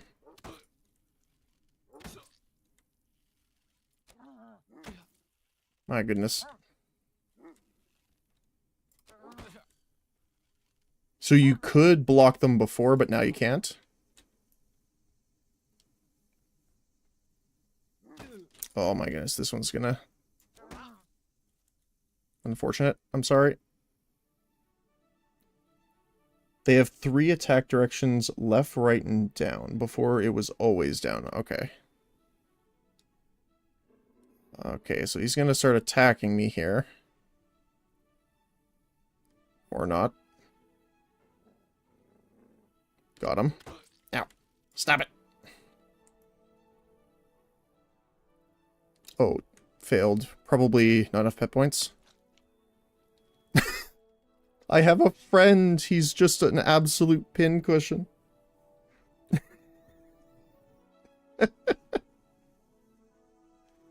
Oh no. Here, my friend. Here's some food.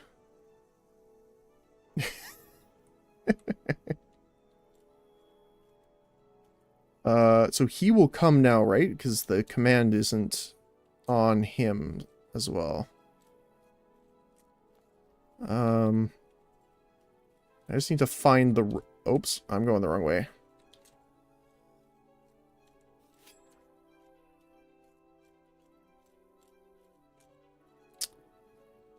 There, we gotta go this way. So you can still block it. Okay, yeah. Good, good, good.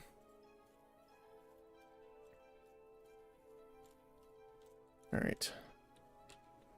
Let me just make sure to get some grass for our horse here.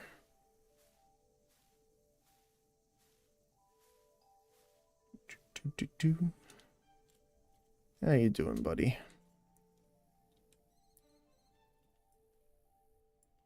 Good. Alright. Well, let's get the wolf carcass done.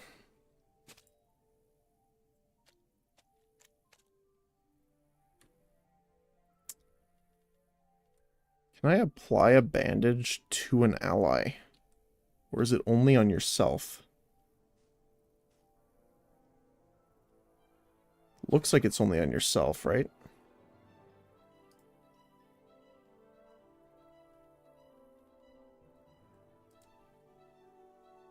Oh no, you can use it while aiming at them. That's cool.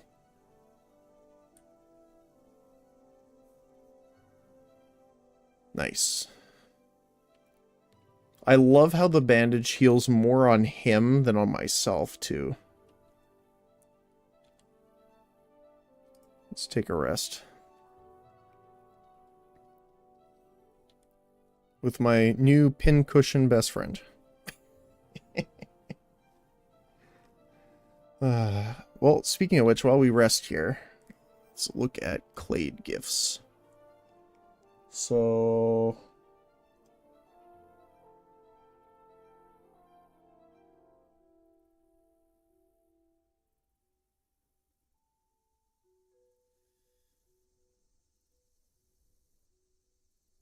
Intelligence mana. On my other screen, I'm just looking at the mortal data really quick. I guess we should do the shamanistic mana. Gains health mana and stamina reserves while resting.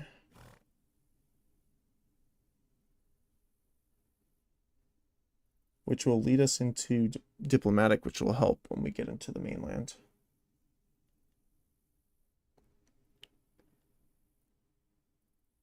Educated isn't bad either.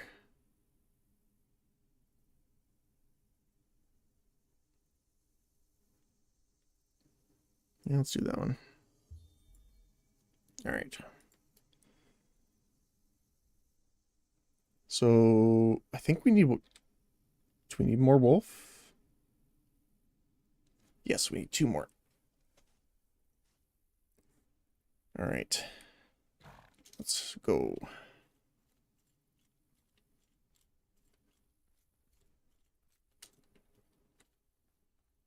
So he's coming along.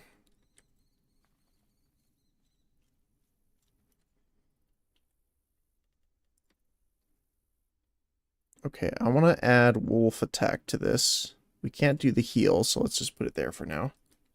So I don't want the horse to come over and start beating on him. I think that would end well. Don't think it would end well.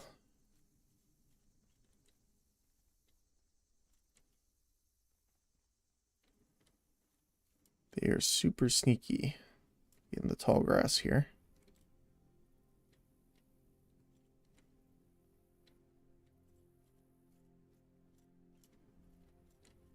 Try not to get absolutely ambushed again.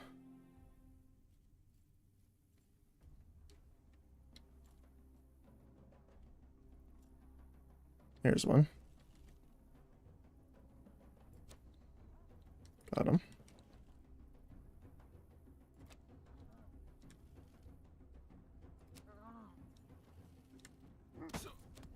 Oh. Get him. How long does it take for him? Oh, not too bad. Although he's not doing it.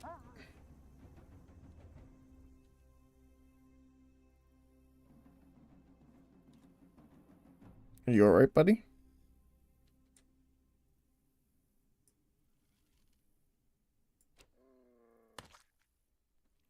Are you sad? He was your cousin? Hey, Nick, how's it going?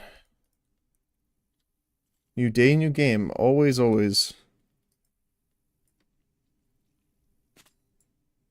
I got the hankering to play it earlier when after I finished Albion. We were forced to leave the game a little bit earlier today because of the maintenance, but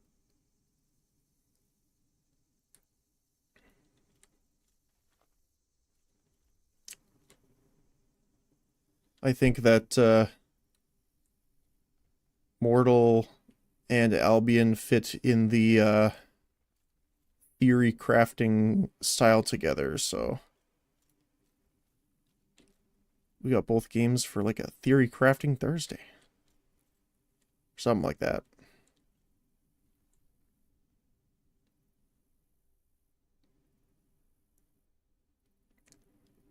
Started playing on EU, new character from 0. No specs, no silver rip. Aw, that sucks. Well, at least you get the experience like I am right now.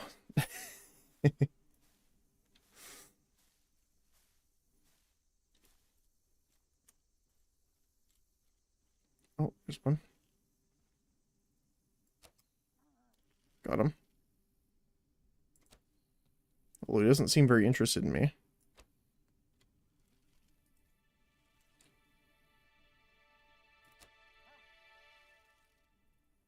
What are you doing over there, buddy? You having a hard time?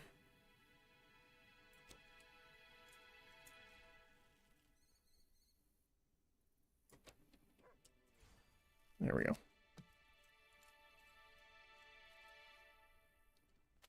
I had that XP for 4 years. Oh. Is it just because it's a better server when it comes to like ping for you, or? How's your week? Pretty good actually. Had to help out some family with an interesting plumbing problem the other day. One of the wax seals on the near the toilet, like underneath the actual, I guess not plaster, but ceramic, broke. So we had a plumber come by, and he's like, "Yes, I would like $700 to fix that plastic ring." And we're like, "Okay, how about I spend $20 to go buy it, and we spend about an hour taking it off, and I can fix it." So that was an interesting experience. But other than that, the week's been pretty good. Didn't have a ton of work to do this week, so a little bit of a break. Had a lot to do last week, though, so gotta counterbalance itself. But other than that, not too much. Right. Well, let's...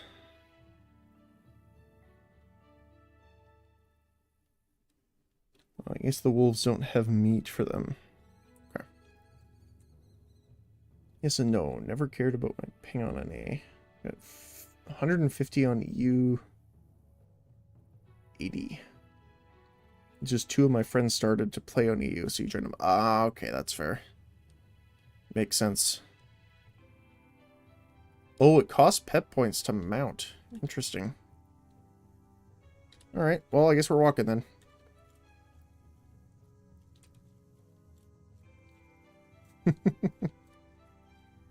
It's a weird duo. Horse and wolf.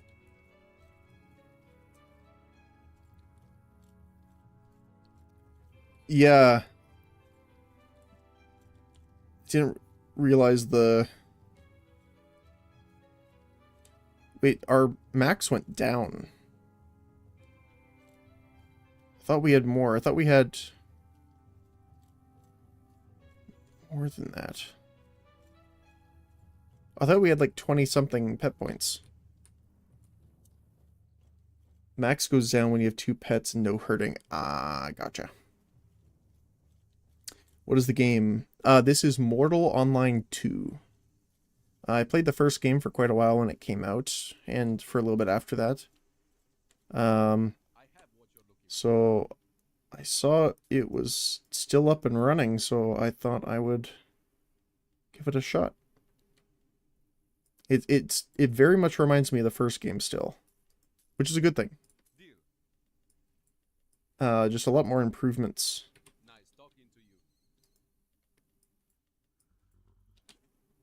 It's got a very interesting system here. Let me just pull it up really quick here. It has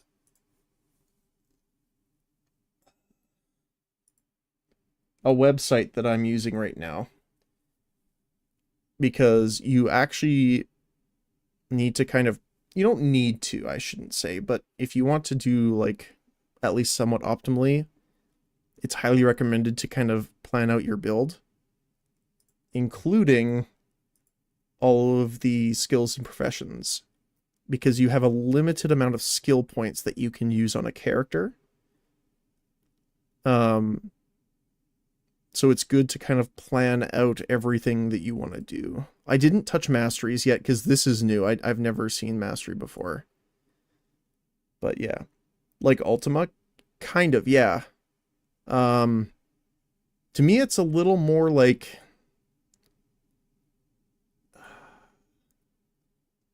the skill leveling and stuff. It's like more Mabinogi almost. You can change skills just in like in you. Can you? I know you can down level them, right? Or is that what you mean? Nice. 60 glory.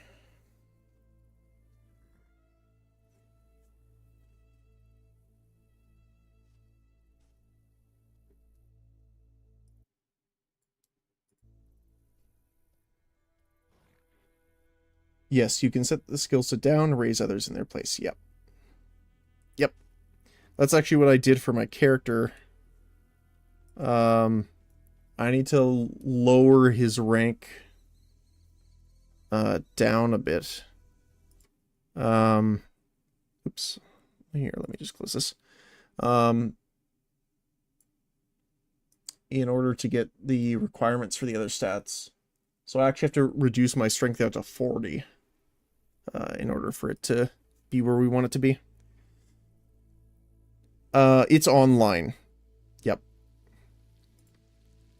Yeah, the starting zone, which I'm at right now, is called Haven. It's like a tutorial island, but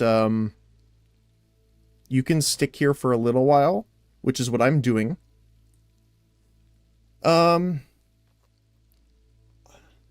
Now, I'm going to say this just because this is my assumption from what I've seen. So all the other people in here that have played it longer, correct me if I'm wrong, but I'm pretty sure One, I've never really seen a lot of marketing from this game. And I've seen way more interest in it from a European and Asian, like including like Russia and stuff. Like that side of the world, kind of. Like most people that I've talked to that I've ever brought it up have not heard of the game before. So I don't know if it's, obviously I'm an NA, so that's part of it. But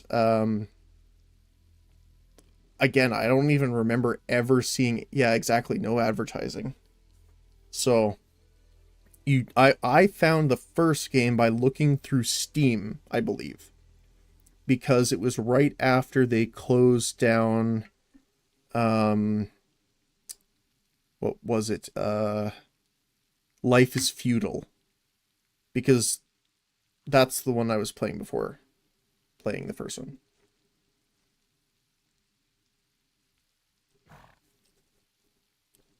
Although I got recommended it, I don't know if it was on Steam yet or not. I can't remember if it was on the website for the first game.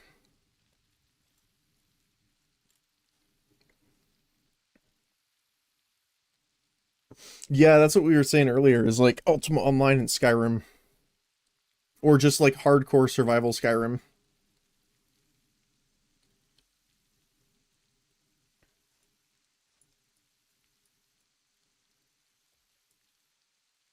So I guess it looks like the Clade is the last tutorial technically, right?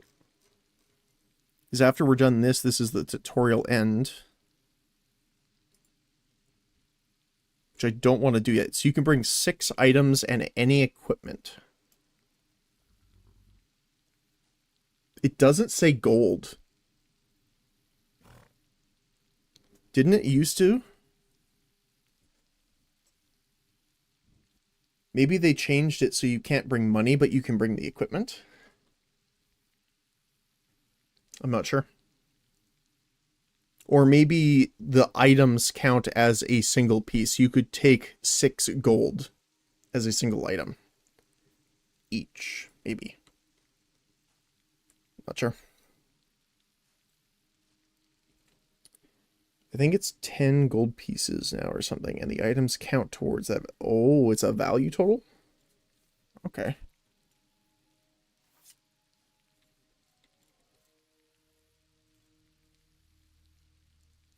Alright, well, I unfortunately can't ride you. I don't think I can ride the wolf because his level's too low. Yeah. So, don't have a ton of time left, so why don't we start heading towards the town, so I will throw them in the stable so they're protected while I'm logged off. Yeah. One thing to note, though, I will mention this. It is a buy-to-play game, and then there is a subscription, but you get the first month for free when you purchase the game. Thanks, Skibba. Appreciate you. Many thanks. So that is something to note. If you... You know, it might rub some people the wrong way.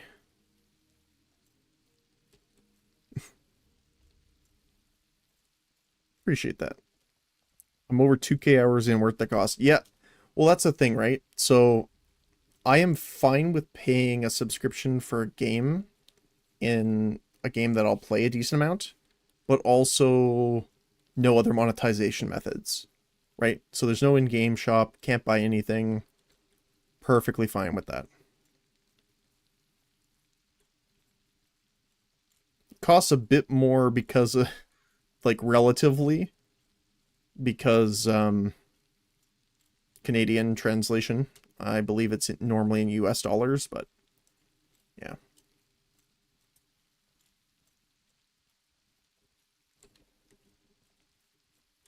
All right. So I did feed them, so they should be good on food. Yeah, okay. And you should be even lower. Yeah, perfect.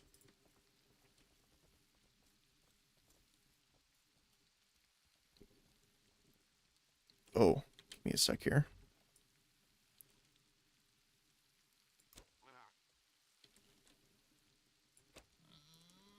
Because what I'll do is I will actually butcher this really quick and give the meat to my wolf because he's still a little bit hungry. And I want to make sure I feed him as much as I can before we head off. Yeah, there isn't many games I can say that I have 2K hours in. EVE Online is definitely one of them. And I think Path of Exile's my second. But I think that's it. I know I have over 1,000 over the years in Warframe, though. But, yeah.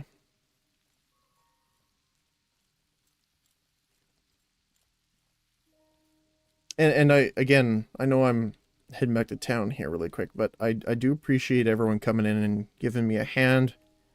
All the advice. It's much appreciated. Especially coming into a game that I would definitely say it's more on the hardcore side. But you know, it's very encouraging to see like how friendly people are, so yeah. So also kind of a thanks for representing the community. Problem, this game is a beast and it doesn't hold your hand. Glad to help. Yep. Is definitely true. Best way to grow a game is to help new players. See, I wish a lot of people had that opinion. And to be fair, I think most people want to see their, well, not just a game, but, you know, games succeed in general, so. I don't think anyone, well, most people don't like putting things down on purpose, so. But it's still nice. Still nice.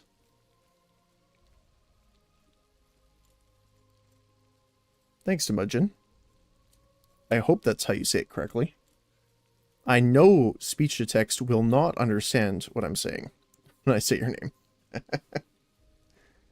Even people who kill and loot are nice in general. That's good. Killed and people giving myself back. Well, that's another thing too. I have experienced that. That is something that I've seen in hardcore games quite a bit, which is really nice. EVE Online too, to some extent. At least the old EVE. Like, if you got killed in your ship or whatever, you know, you would have players come and give you a new one, so it's cool to see that that happens in this game as well. Now, I won't be partaking in the murder myself, but, you know, I'll be there to patch the wounds afterward.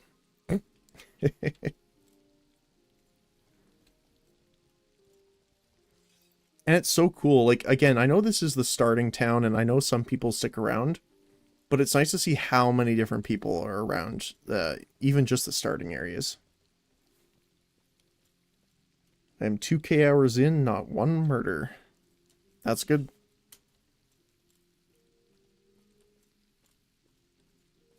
And we know because you can check the statistic of it too.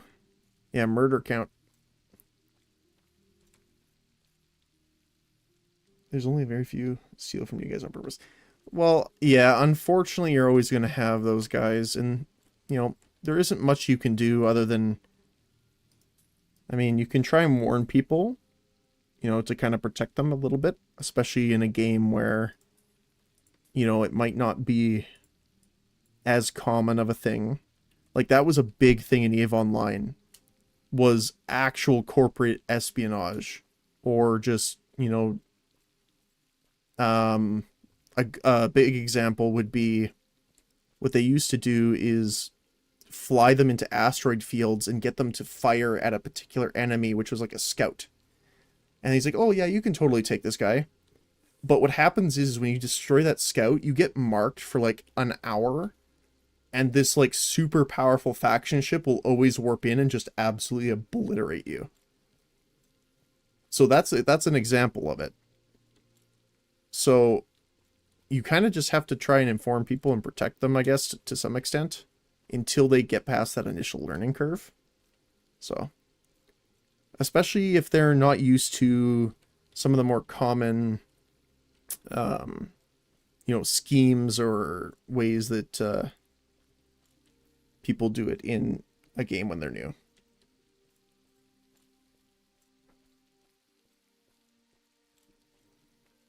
I don't scheme. I just see a person that's not full health and I'm like, here you go. Here's a potion. I'm a very simple man. Alright. So we still have this book going for quite a bit. So I have what you're looking for. Infinite Being. That's an interesting name.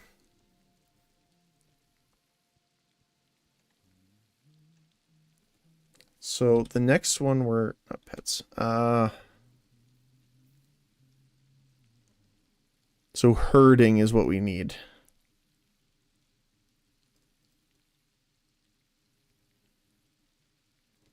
I don't see it here. Come back anytime.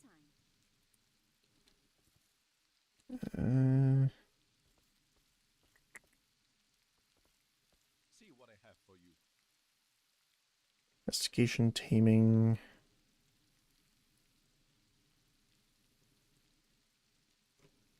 Veterinary, I think, is another one that we need, which is the healing.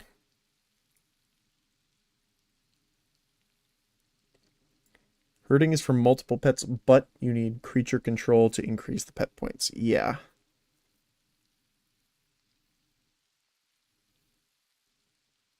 Yep.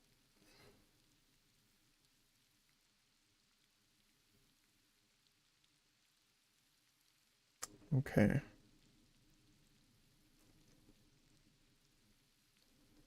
Landing technique is fall damage reduction, I'm pretty sure. So, creature control.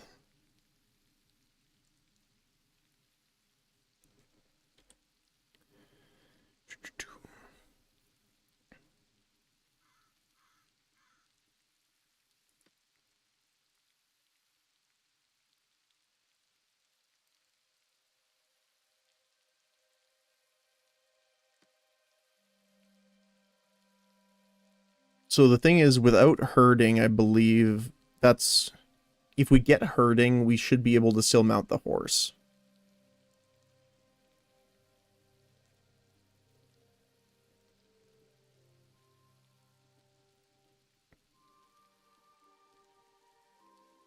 The other thing we could do...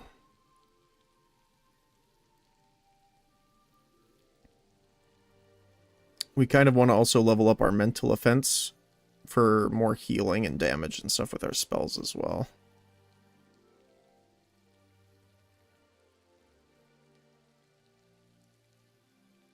That's fine for now. Okay. Well, I will pick up...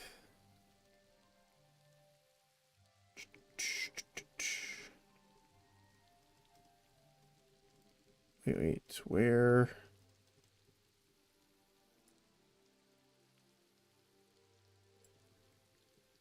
Am I missing herding? I don't see it here.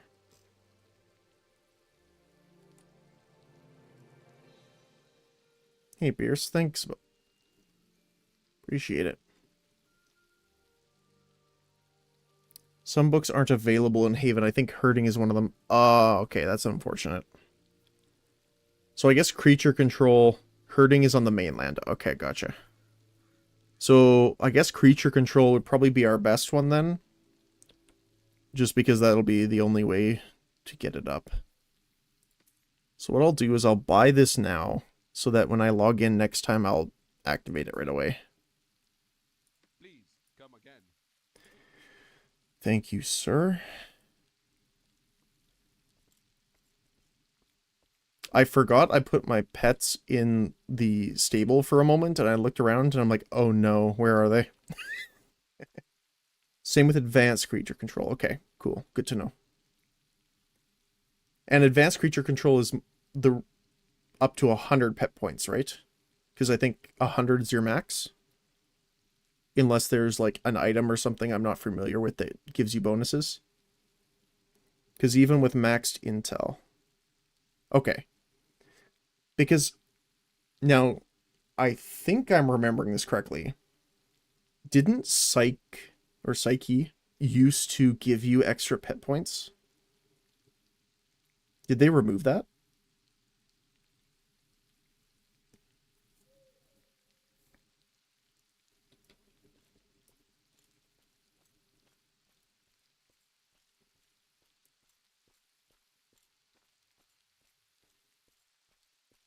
I don't know if it was the first game or not that I might be thinking of, but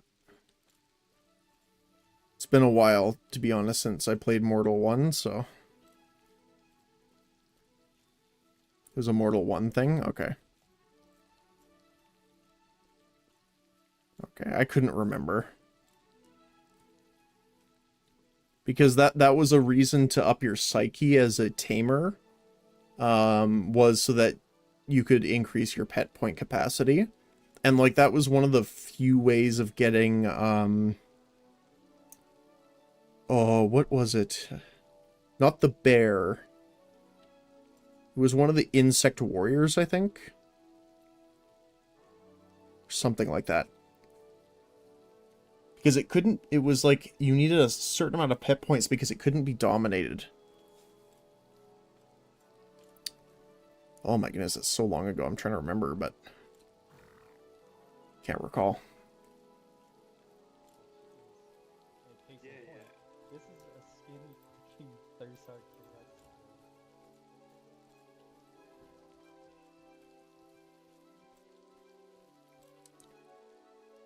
Let me just... do... What's it? Audio? Okay. For the safety of the stream, I need to turn that off. I heard people using voice chat locally, and I was like,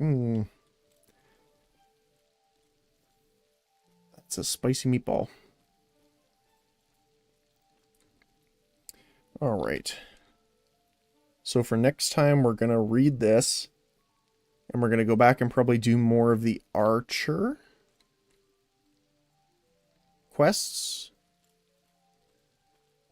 Maybe. Or the Hunter ones, I guess I should say. So then we can level up that, as well as level up our companions at the same time.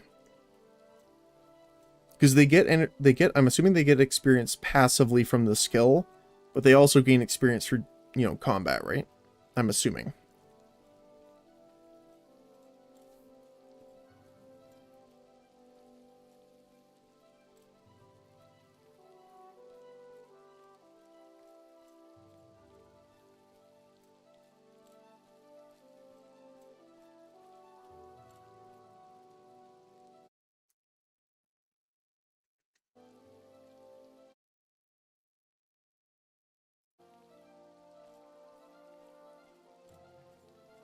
Oh, there we go. Alrighty. Well, I have to get ready to head into a meeting and do some work. So I'm going to probably call it here, which is a good spot. We came in, turned everything in, and got our book ready for next time.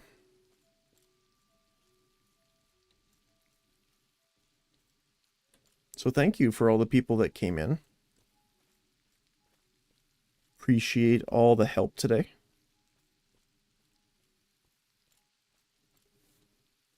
And we'll pick it up on Thursday.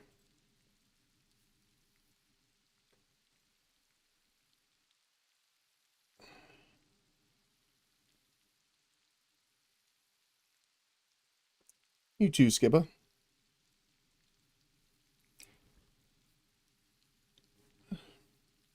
Alrighty. Well, I hope everyone has a good Friday. Whether it be your morning, afternoon, or evening.